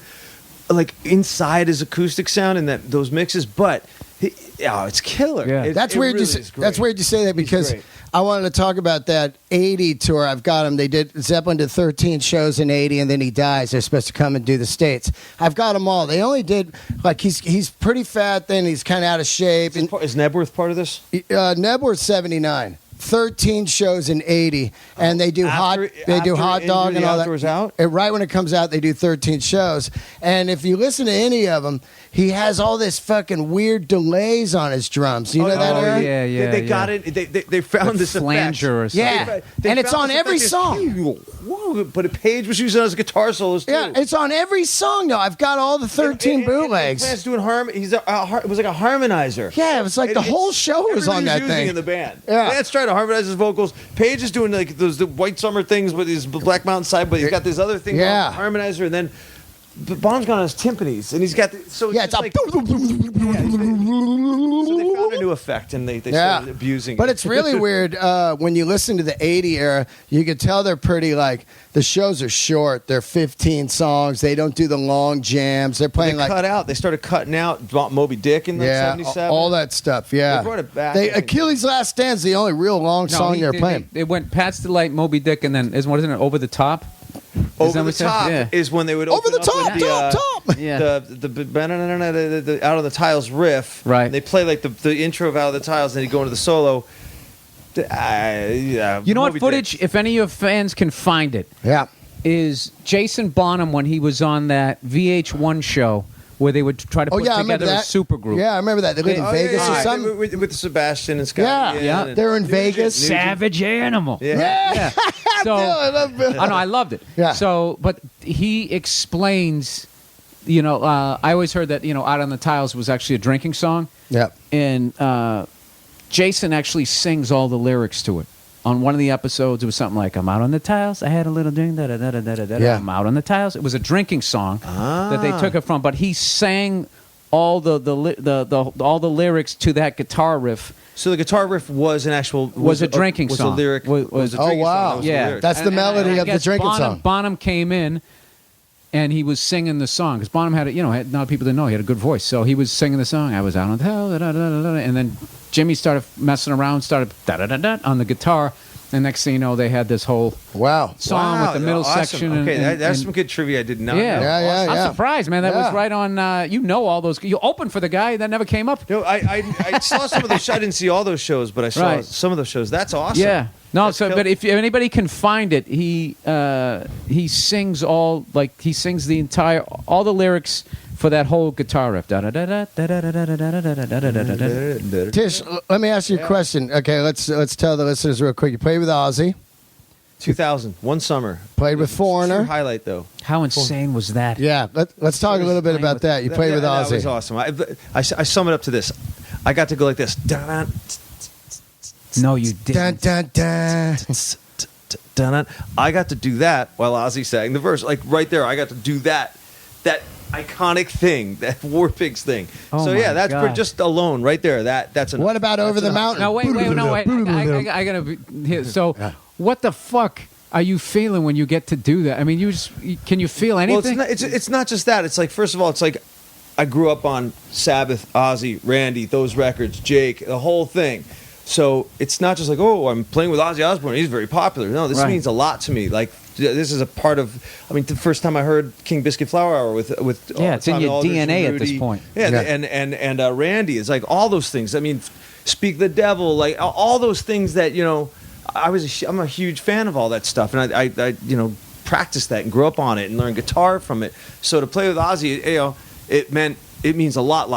Not just playing with Ozzy on like a one-off show or something. It's the Ozfest 2000 tour. So not only is that going on, this is after a day of Ozfest bands, which includes, from top to bottom, Pantera, Godsmack, Static X, Tommy Lee with Stephen Perkins on drums.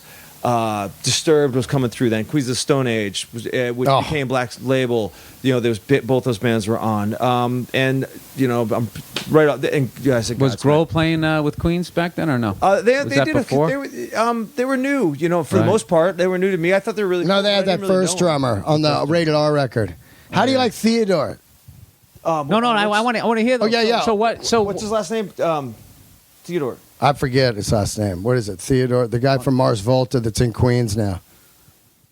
Oh yeah. Yeah, I'll look it You're up. not talking about John Theodore. John Yeah, Theodore. that's it. Yeah, Yeah, you threw me off for a second. But He's hold on. killer. He's killer on that. Go ahead, Bill. He's awesome. So the first time you played, did you rehearse it with them first? Or you Rehearsed just come like out? 6 weeks. Yeah, 6 weeks. So I'm like in, and So wait, what is that feeling when? I'm sorry, I'm just No. stick on this. I'm down. When you went. When how the fuck that goes? 'Cause I never get that part right.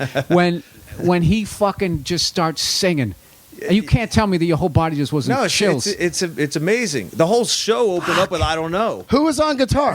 Joe Holmes. Oh, Joe Holmes. Robert Trujillo, and myself, and John Yeah. Sinclair and Keys and Ozzy, and it was a whole summer. It was just amazing, top to bottom. It was a total highlight because you're rolling around the U.S. summer, with headlining Ozfest. You're the drummer, and I'm new there. I'm the new guy. I feel like everybody else. awesome. I know some of the guys, but I feel like everybody else knows all the bands know everybody. Like I said, I know some of the guys, but I feel like this is like a summer camp. Everybody's been here, and I'm like, and I'm also like, I hope I do good. I hope I don't get fired. Like this is too big. You know what I mean? I don't want to fuck this up. But when you talk it, like there's this weird level that we probably all have it of like you're confident to a certain point, but then at any given moment shit can change. Right, because you're a hired gun in that. Yeah, in that you're a thing. hired gun, and Did you get to hang? Did he tell stories? Oh Was yeah, he one of those guys? he was totally cool. I mean, it was just I just shut up. I was just I'm the you want me to talk, I'll talk. I'm here to play drums. I mean, I was cool with the guys. I'm just saying when Right. Ozzy was around, it was more like he would come into rehearsals, he'd just sing through the set and split. He was pretty in and out, but after every show, he'd come into the dressing room and hang out with us. He was always totally cool. Traveling So on did his own. he ever give you the hey man, great job tonight? But Oh, yeah, but better than that. The second show of the tour, their assistant came in and I got a nice raise. Let's just say. oh, nice. Oh yeah. Second show. So did you play it off, or did you just show your total geek? No, I was geeking out? I was would've very been like, thankful. I thanked Sharon. It was a healthy raise. It wasn't like here's a tip. It made a difference. Yeah, it was good. It's funny? Bill looks at he's crazy about you, like, what was that like? And then I look at him like, I opened for him about a month ago, and I'm like, man, and you know what I mean? To me, that's the equivalent. It's like the triangle. No, fuck you. Dude, if you're a comic 3.5 years in and you're open I'm for up a there guy you doing love, dick jokes. You're talking about fuck a rock that, god. man. I Stop played it. rock. It's the Listen. same thing. You know? Enough. All right. Hey, I got a question for you. Yeah. Now, who is your favorite? You play with Foreigner. Okay, you play with Ozzy. You got to think Sass Jordan. Band Sun. That's called Sass Sun. Myself. Yeah, That's awesome. It's a lot of fun. And you play guitar in that. And then you had a band called Ball. When I first moved to L.A., I was DJing at the Viper Room. I saw it was great. It was like Soundgarden. Yeah. You sing amazing. Oh, no, it was a You sing really good. Loud riffs. Pretty good riffs. Yeah, Terrible but it's singing. good. But we tried, and we tried and did our little thing. And you played with White Snake. Who was the best that you played with? Billy Idol and Zach and Slash, because they're my guitar buddy, hero. Guys, and even George Lynch. You played in the Slash band? Slash is Snake Pit. When You played in that? Oh, yeah. You were the drummer of that band? Matt. So was that like 95, 95, 96? Slash is Snake Pit. We did like a world tour. That's pretty cool. Who was the singer? The black guy or No, it was Eric jellyfish Dilber. guy? Jellyfish That guy's guy. great. Yeah, Eric was great. Every night twerking like that. Never. And then cracked. Gilby in the band too, Gilby right? And James Lomenzo, who's been since then in Black. Who's Label, amazing. Megadeth and all that stuff. Yeah, hold on. The guy played in one of my favorite bands ever, Pride and Glory. Oh, yeah. Now, hold on. A lot of people don't fucking get down with this, but it's Zach Wild's first band before he becomes fucking Black Label metal guy. I met Zach, and I went on tour with him. I booked their band, and I opened for them. They were called Leonard Skinhead, and they would do Leonard Skinner covers and Eagles covers. That was the band.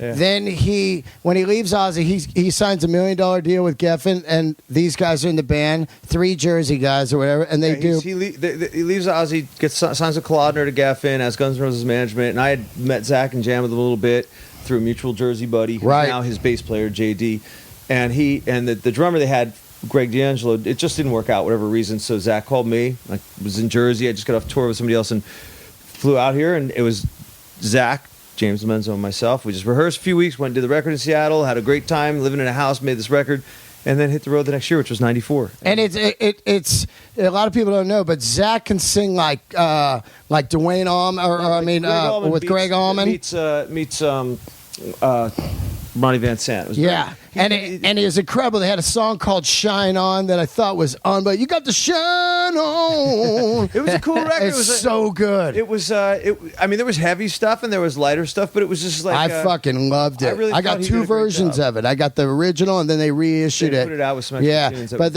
also the video was "Losing My Mind." Yeah. And it was a great video on MTV. Now I'm just losing my mind. Yeah, it was a lot of fun. It was Fuck. It was cool because just we were.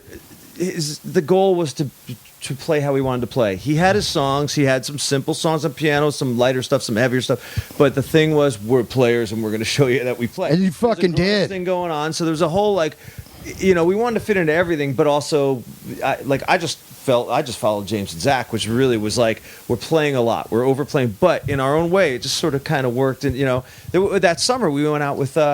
In '94, we went out for like 6 weeks with it was us and then Nugent and Skinner. That was the tour. Wow, pretty fucking cool. That's a dream tour for him. Badass. But at the time, I was like, shouldn't we be out with younger bands? Like there was so many younger new bands going on in '94. Shouldn't we be out like these people want to? It's like heritage rock. They understand. Want to see the songs and see the cats that they grew up on. Yep. They don't really care so much about new bands. It was fun to do. Yeah, I'm seeing that mistake. I'm seeing that mistake right now with Rival Sons. They're out with Sammy Hagar. There's no way. You know what I mean? Right. It's like, look, you should be out with like Jack White. You should be out with guys like that. It's funny, I never even thought of that. Yeah, because you're trying to build your audience, you got to go out with somebody. Because old people don't go like, there's our new heroes. They're like, cool opening band. Let's get some beers. Stranglehold and Sweet Home Alabama, and there's this Rival Sons band, this Pride and Glory band. Oh, that's cool. Like, okay, it was a fun thing, but out of that audience, how many people are there to get into new bands? Also, the main goal is to listen to their hits. People that are into Nugent come from that era where they just booed the opener or didn't watch the opener. So in their mind, a lot of old burnouts still go that like, we'll skip the opener and drink some beers out in the lot. Yeah. You know what I mean? So it's not you're playing to a third full place, But of all that stuff, because I used to say, the highlight is Ozzy. Yep. It kind of is just because it's Ozzy. And it was Ozfest. It's the biggest hard rock metal tour of this, and how it tied into me. Like if there was a tour I was involved, let's just say a Madonna tour that was the biggest or something, it wouldn't mean as much. Ozzy means a lot to me, and it's real big. So it's great exposure. It's also, it's like from being the kid in the basement in New Jersey.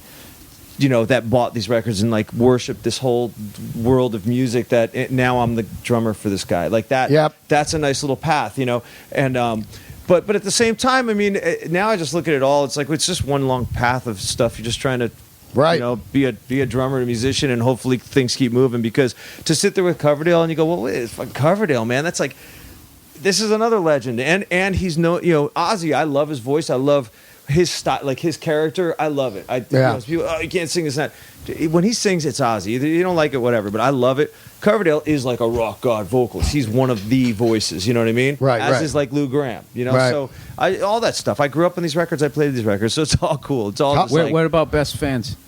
Because I saw this AC/DC thing where I thought we were going nuts when they came and played the Forum. Then I saw that live one when they're down in South America. Oh, that one, oh my God. It's a whole the place. Noble or whatever. Yeah, the whole place knows all the lyrics. They're going insane like it's 1980. And I was just like, wow, I wonder if they were bored at my show. Like, these fans are old and lame. I think South America is slowly, not slowly, it always had been this insane level of audience. Fanaticism. Fanaticism, exactly. But I think it's getting more and more where now it's not just screaming and cheering. Now it is singing the riffs, singing the lyrics. So you're not just singing like the chorus or when the singer goes, hey, answer. They're going like, going to see Pantera. There's some footage of them. You can hear the audience going, dun dun dun dun dun dun. It's like that wasn't going on in the 70s and 80s, and I know. So somewhere, and I think it's I don't know if it's a South American thing, but or Megadeth. Dun dun dun dun dun dun dun dun. But that's powerful. Dude, if you haven't, you got to. I just watched the trailer for it. I still have yet to. I've been so damn busy. It's something I've been meaning to buy, and so many stupid records and video stores have closed. Like I'm not into downloading shit. I like me either. I need the hard item. Yeah. So I just saw like the movie. He said trailer. hard item. The hard item. I need the hard item, Bill. I had to get it. Hey, I need the hard. Hey, this guy. All right. Hard item. I'm in love with you, Bill. Man, I admit it. I need the hard item. Delray live. I need a hard What do you? item. What trailer? Just the trailer for that show they did wherever the hell they are in South America. Oh yeah. I was just. Oh, like, I got it. Yeah, it's crazy. I was just like, this is a whole other level of like. I don't think, on all the times I've seen AC/DC. Collectively, I went as nuts as any one of those individual people in the crowd. I just had to give them, as a fan, I had to give them total respect. They South like America interviewing them. They were getting choked up, going like AC/DC like changed my life, and I was just like, Jesus Christ! I drew them all over my books and stuff, but I mean that was. I didn't get to that level. I think that's you know what? How about has the craziest audiences? It's awesome. I think so yeah. I'll wrap it up before we do a couple questions on Twitter, but also let's ask Bill some questions about Breaking Bad. My goodness. Now, Breaking Bad, you were talking when it came in, right? Yeah. It's a hell of a show. Coolest show going ever. I know I've pitched some shows, and I know you've pitched some TV shows, and you've been in the. And now this is three things that would. When you pitch a show, if you go in and you go, okay, here's the show, the lead character has cancer. They go, see ya. You're out the door on that cancer. Yeah, and then, no. If they really like you, they'd be like, "Oh, can he just have a cold?" Yeah. What if he just has a cold they and he try gets to over change it right away, right? Hey, he has a cold for a weekend. We like that he's sick. Yeah. We just don't want him to be that sick. And then they go, his son's handicapped. They go, no. No. You know what I mean? And then you go, and then he sells methamphetamine. If you're in the room, they'd be like, who let this guy in here? I think the old school. The old school one does. Now when you're just trying to get there's so much content. The internet alone. Right. I mean, what percentage of websites do you think you've been to on the internet? 0.0001? I know, right?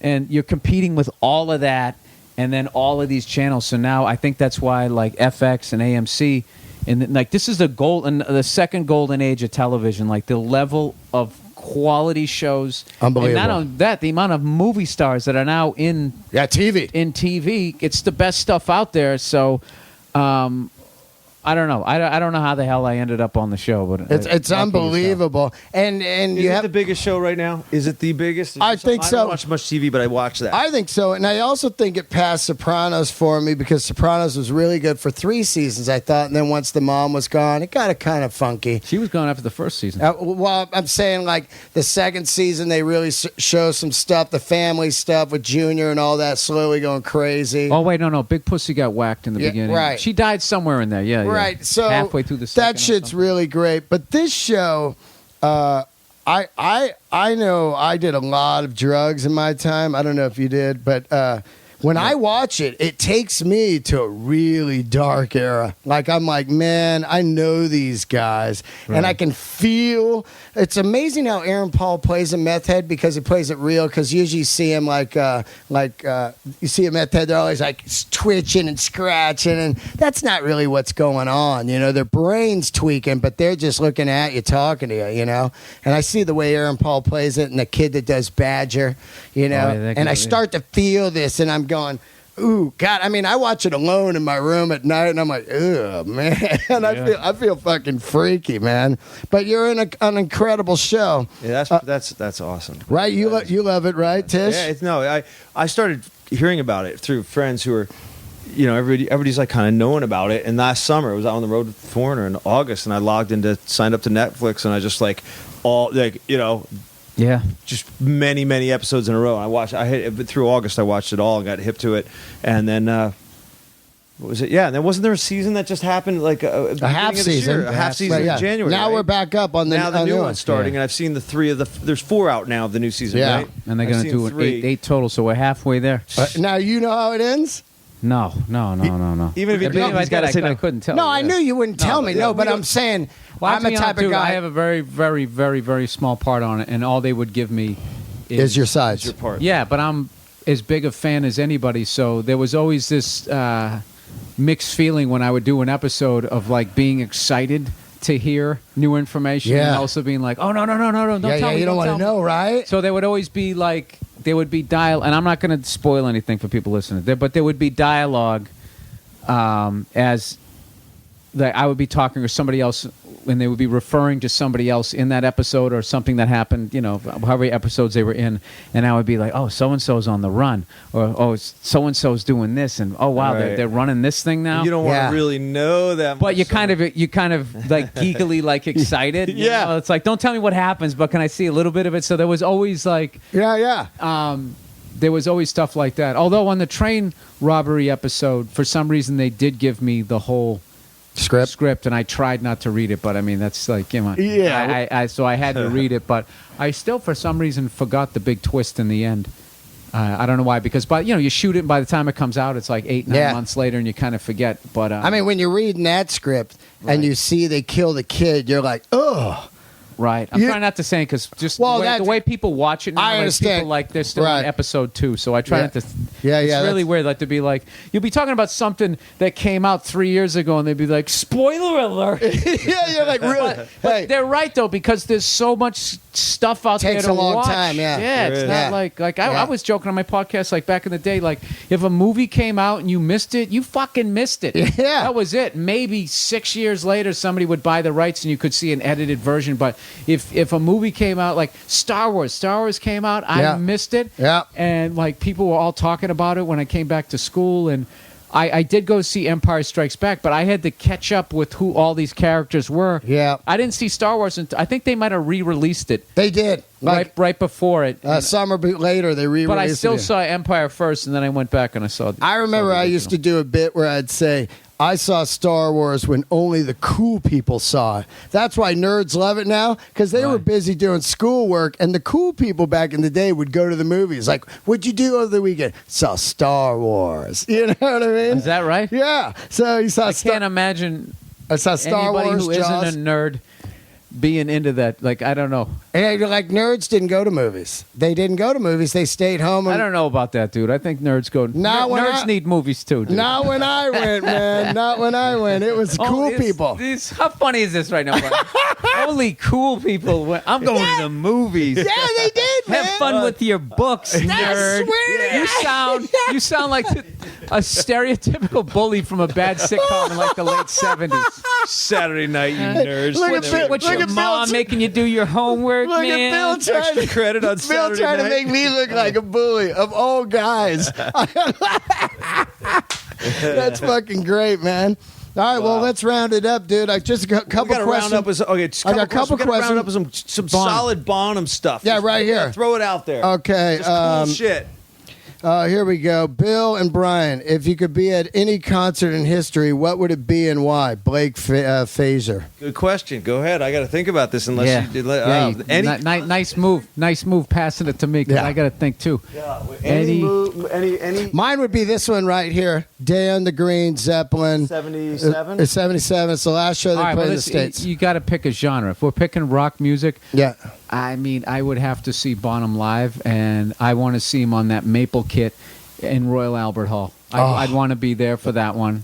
If you're talking other stuff, other kinds of music. It's pretty. It would be simple to say.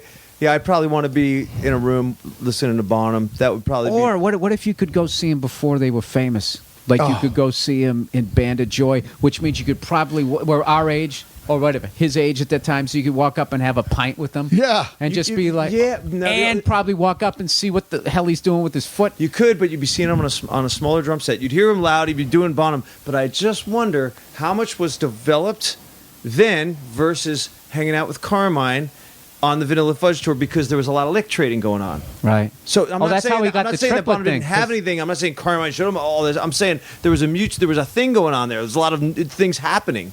Carmine says that he got that Good Times, Bad Times triplet lick from him, and he was doing it with because he did it on two bells. So there's probably truth to that, because Bonham said I got it from you. Okay, fine, but I'm wondering but Bonham thought he had. He goes, well, you did it on your album. He goes, dude, I'm using 2 bass drums, and he was like, oh, I thought you were doing it with 1. Which is pretty badass. Yeah. So there's so you wonder how much was that's a short period of time in that year. How much developed? Like, it was probably all ready to go, but I wonder by the end of that first touring cycle, Zeppelin 1 comes out, they tour. Jason Bonham said something amazing about his dad one time, where he was saying how he didn't get his first drum kit until he was 12, 13, 14 or something like that. So between like 13, 14 to age 19, like he goes, he got that good. Yeah. Which is, it's just. That's crazy. Yeah, that's just like you're just meant. Yeah. You just meant to do I think I'd still want to see him through a PA in a badass venue, like just experience him in that world, being John Bonham. He's still being, like godlike, still looking there. That Royal Albert Hall, when he just sits down at the kit and he just hits a couple snares and then goes around the toms just to kind of get warm. But just it's that sound. Oh, I love instantly. it. You're just like that's John Bonham. That is one of the best Bonham sounds, I'd say. And there's tons of great Bonham sounds because there's many different ones, but that's one of the best. All right, next question here. We all want to see Zeppelin. How funny is that? Yeah. Of course. Because I only Stravinsky. I only missed two bands. One was Skinnerd and one was Zeppelin. I saw everybody else. You know what I mean?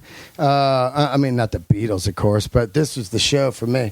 All right, next question. This guy here, Timothy Franksy, he says, not a question, but I feel Ginger Baker destroys Bonham in drumming and shitty personality. What do you think of that? That's just a dick right there. I got a good documentary. You should go. Beware, Mr. Baker. Yeah, Did you see that? I've watched most of it. Oh, is it good? Oh, yeah, it's great. And he trashes Bonham in it. Which is, to me was like, I thought all drummers thought he was great. He said, somebody asked about Bonham's swing, and he said Bonham couldn't swing a sack of shit. And he says it with such, like he's animosity. Like he's talking to a child about Bonham. Like I when he said that, I was like, oh my God! Like it's not much different. To me, that was like, when people get offended if you make fun of their religion. Yeah, I kind of felt that level of offensive. Like, how dare you? It's not much different than like somebody comes up to Eddie Murphy and goes, "Hey, you know what you got to do? You got to write a book." He goes, "No, you write a book, or why don't you?" It's like this Ginger Baker. All right, been through a lot, right? Right. From drugs to finances, it's all it sounds like it's a pretty damn big mess going on, right? Right. Now, many decades later, there's got to be a certain element of bitterness going on. He probably thinks he's Ginger, and he is Ginger a legend, but there's other legends out there. And his reaction to probably just about anybody is something similar to that. You want to talk about somebody else that's getting more credit than me? This is what I think about all these assholes getting more credit than me. That's probably what it is. I'm Ginger from Cream. There ain't no Zeppelin when there was a Cream. So you already got that going on. So for somebody, I think and he was already big before they came out, so Bonham's always going to be a kid to him. Yeah. And that'd be like somebody going like, hey, you're funny, but who's a little funnier? This person. After a while, you just be like, that guy's a hack. You just start fucking rocking it. He's got catchphrases. Jesus Christ. How do you not know that? Hey, Facebook. Those things, they're not really worth defending. Some good questions. It's a great documentary, by the way. Yeah. Jay Dominguez, what song is your favorite drum solo for Bonham? We kind of talked about that a little bit. Here's a good question. What's the most underrated Zepp song? Oh, underrated. One that people aren't talking of that's badass. Yeah, Hot Dog. I like Hot Dog. People hate it. It is underrated. I'm not going to go with it as the. I would have said For Your Life, but they opened with it at the reunion. Yeah. It was song number 2. They did good tension, but it is one of those great ones that is definitely underrated. And also those killer simple fills that he does. I'm not going to bore you by singing them, but he just has a couple in there that are just so simple, and they just kill you. How do you just leave all that air? It's just so perfect. That record, there's a lot on that record. Royal T for One is my favorite. It fucking hurts me. I know. Where he goes. I said I wouldn't sing it, but I'm gonna. Yeah. He plays. It goes.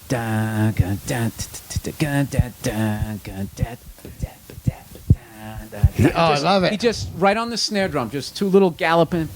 It's so good. And then the last one comes right back in on the end of 4. It just it took me so fucking long.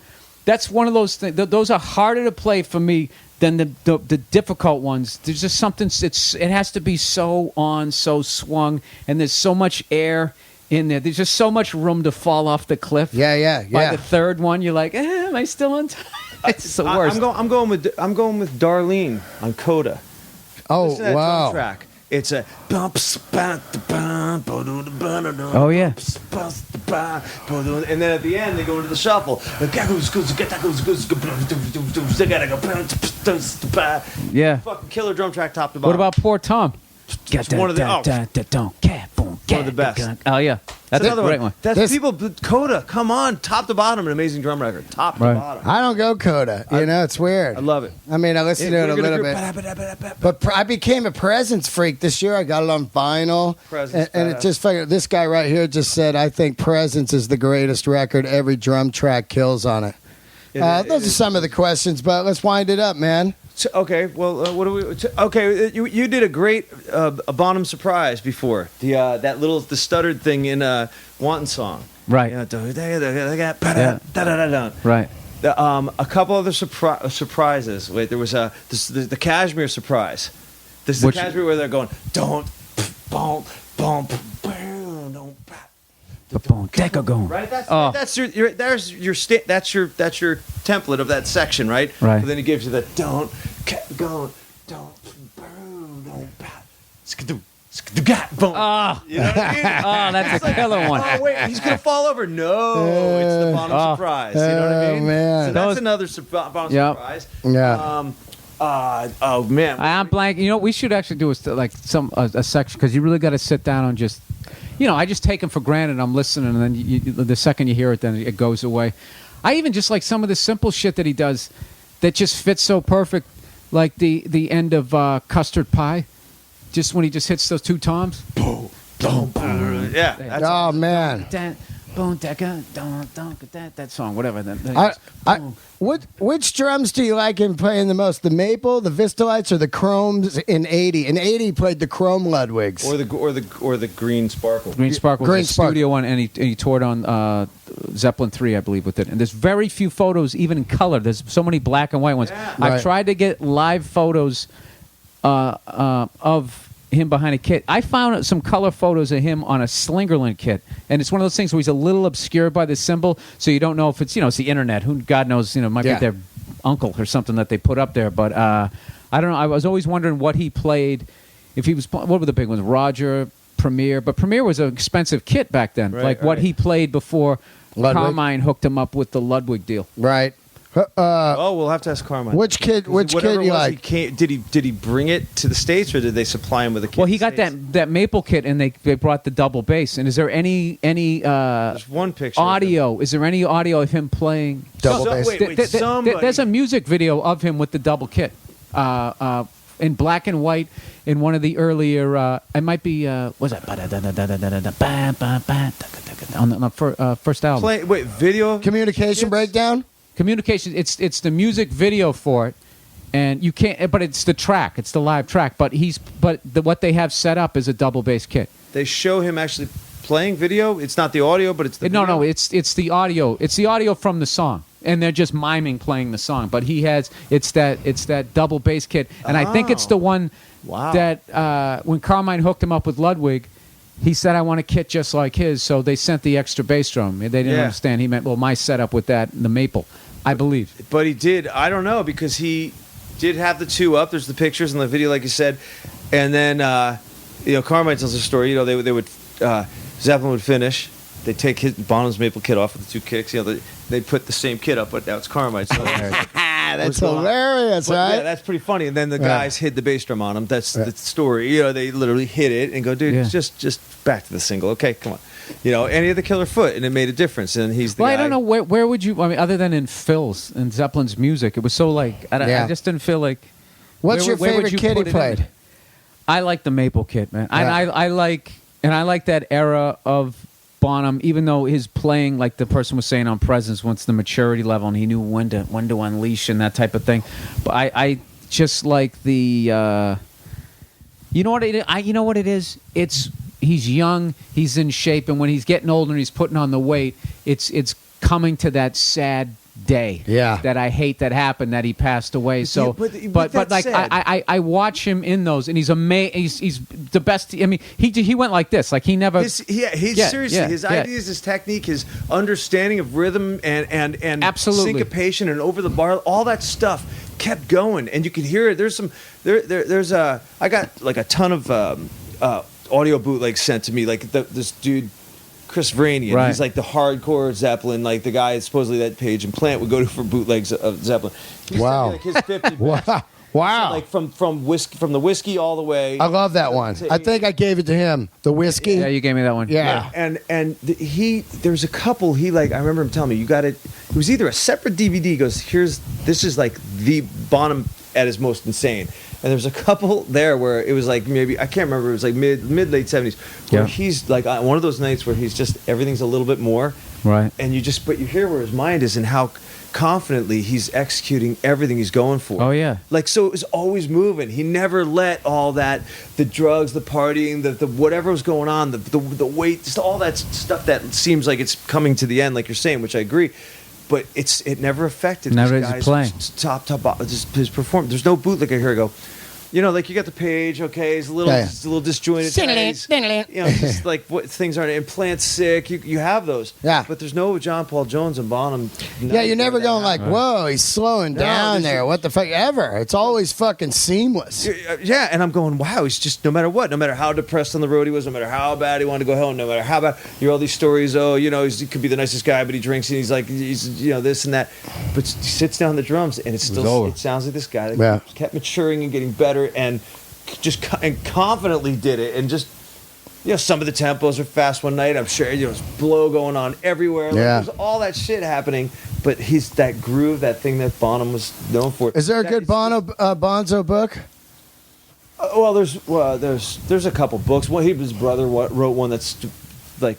I don't know. I think I found it a little boring. Then there's one called Thunder, something like Thunder. Thunder Drums. Yeah, like that. That's cool. That's really cool. There's a good video, YouTube video narrated by Dave Grohl. That from the BBC. That's a good one. Oh, that's good. Yeah, there's also a great BBC on Peter Grant also that BBC put out. Greatest manager of all time. Fucking amazing, man. The guy, I love him. They're like, okay, it's going to be a 90-10 split. And he's like, nah. His name should be Peter 90-10 Grant. Yeah. That's what changed everything. You want Zeppelin 90, you get 10. Yeah. And if not, we'll go they're not coming here to look at the fucking building, mate. They're coming here to see Led fucking Zeppelin. That's one of my favorite things when I saw in the when he's when they were selling the bootleg song t-shirts. remains the same. You're in charge of security, you silly cunt. Yeah. It's the first time I ever heard silly cunt. You see the guy standing, like the head of security is literally going, well, how am I supposed to, keep an eye on all of Madison Square Garden? It's a perfect response. It's like, it's your fucking job, isn't it? It's your fucking job. It's not mine. I love it, man. No, and he's just this big guy. Yeah. He looked like a bad guy in like a kung fu movie. He was a had, wrestler. Like, that crazy. Oh, yeah. He was a wrestler early on, I guess, in London, but he got his guys their money. But he and Page together just took advantage. Like I said, we have something here that's like bigger than we probably ever imagined. Right. And we're gonna use it. You know what the genius was him too? No American TV. So if you want to see Zeppelin, like, you didn't play like no Johnny Carson or that, what was the show? Don Kirshner's, none of that. Special. Because he's like, if you want to see him, you got to pay to see him. So he kept the mystique. Think about this. Just think about like, whatever, who are the biggest rock bands going? It would probably be really hard to do, but they came out and said, this is our fourth record, and we're not even going to put our name on it, a word on the we're not calling it anything, and we're not putting a single out. We're done with all that. It's symbols. As much the record was symbols. The label will go, right. Why are you making it so difficult? By doing that, it made the audience go, I got to get this. I got to get this. Yeah. Right. Yep. And they even came out with them through the outdoor in the paper bag. Man. 7 covers and with shit. 4 or 7 covers. I never even noticed that they never did a talk show over here. No. He said he goes. The number one thing about Zeppelin would be mystique. You want to see him? Here's something I want. If there's any Zeppelin freaks out there, if they can get me a list of, and I'm sure you can get this pretty easily. I just suck at the internet. Looking up stuff. I never end up on the right thing. A list of the smaller places that they played before they exploded, because there's a place you ever play the Hampton Beach Ballroom Casino in New Hampshire? Yeah. Okay, great room. Yeah. Somebody tried to claim that they played there, because I know they did the Boston Tea Party, and then I don't know how many dates they did in New England, and then they did one in like San Francisco, like a Waldorf or something. Yeah, the Fillmore. Yep. And then they were an arena band. So I was the first gig. I think they played there. I think I've heard that before. I've got the first gig in the States. Just to be, I know the stage is different, but it just fucking, I get that feeling like Bonham walked these floorboards. Because how much has probably changed there? Not much, right? yeah. Right. Just no backstage, barely. I mean, there's one. No, they have air conditioning, but the second the crowd's in there, it just becomes hot as hell. Yeah, fuck yeah. I know, right? I love that. They gig. played in '68. I got it over there. Their first gig in the States is '68, late December, and it's in Washington. Gonzaga. Gonzaga or whatever. That's That's a how you school. say it. They You played mispronounced there. it so bad I couldn't remember how to say I it. can't remember, man. I got it over there though. And they played there, you know, like all these 5 small stops before they get to before they get to Fillmore, you know, and then they just smoke on the Fillmore. They open, you know. Who do they open for? I forget. It was like a couple like shitty bands and then a big band. I forgot who it was. Like Jefferson Airplane, or was it something like that, you know. And then Well, they were probably too big. Alice Cooper opened for him at the Whiskey. Alice Cooper opened for him at the Whiskey. Really? He was the opener at that gig, '69. Wow. It was called, say, Alice Cooper something, you know. Huh. Let's wrap it up, man. Where can we We've been find trying you, bud? for a half hour, man. We're just too geeky into It's this, great, man. right? I love it. Totally. I know we could go on forever. Where can we find you, Tish? I don't. Right. What are we? September now.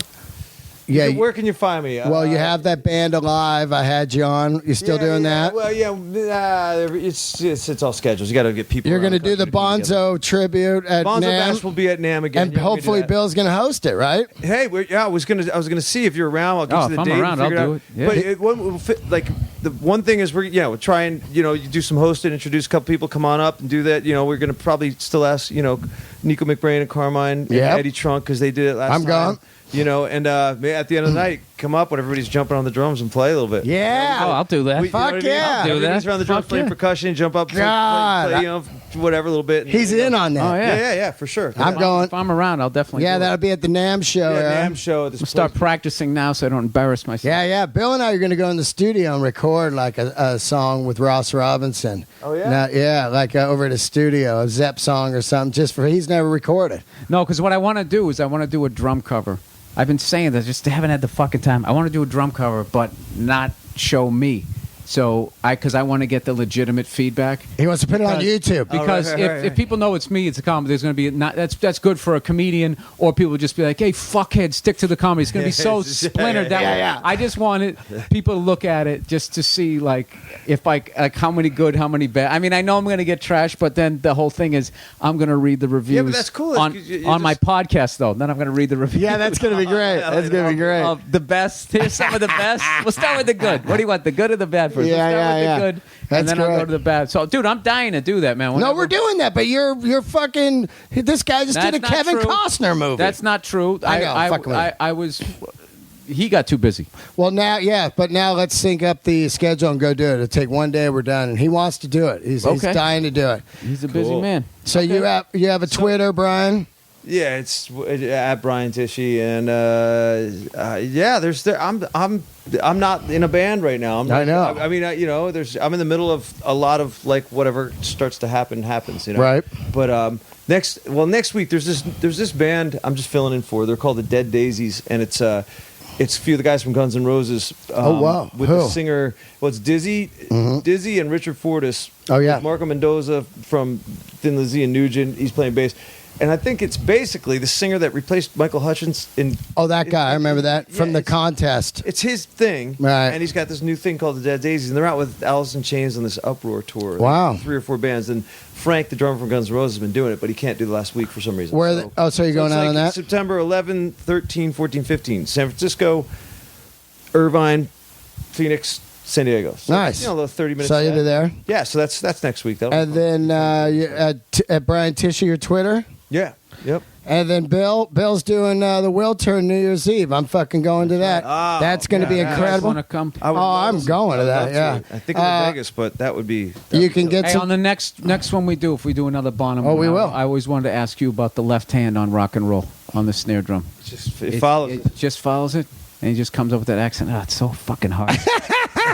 Which is old, that's old school. It's like the I old know. when you do a shuffle. I know. Just the way he does it. It's it's killer. It's awesome and frustrating all at the same time. It is. Okay, Will Turn, and then Breaking Bad. Are you on any more of the Breaking Bads? I'm not allowed to say anything. Right now, my character is currently looking for Jesse. Okay, there you go. Okay. There we go, Bill Burr. Breaking Bad every Sunday. And also, of course, it's going to be at the Will Turn. You got any road dates?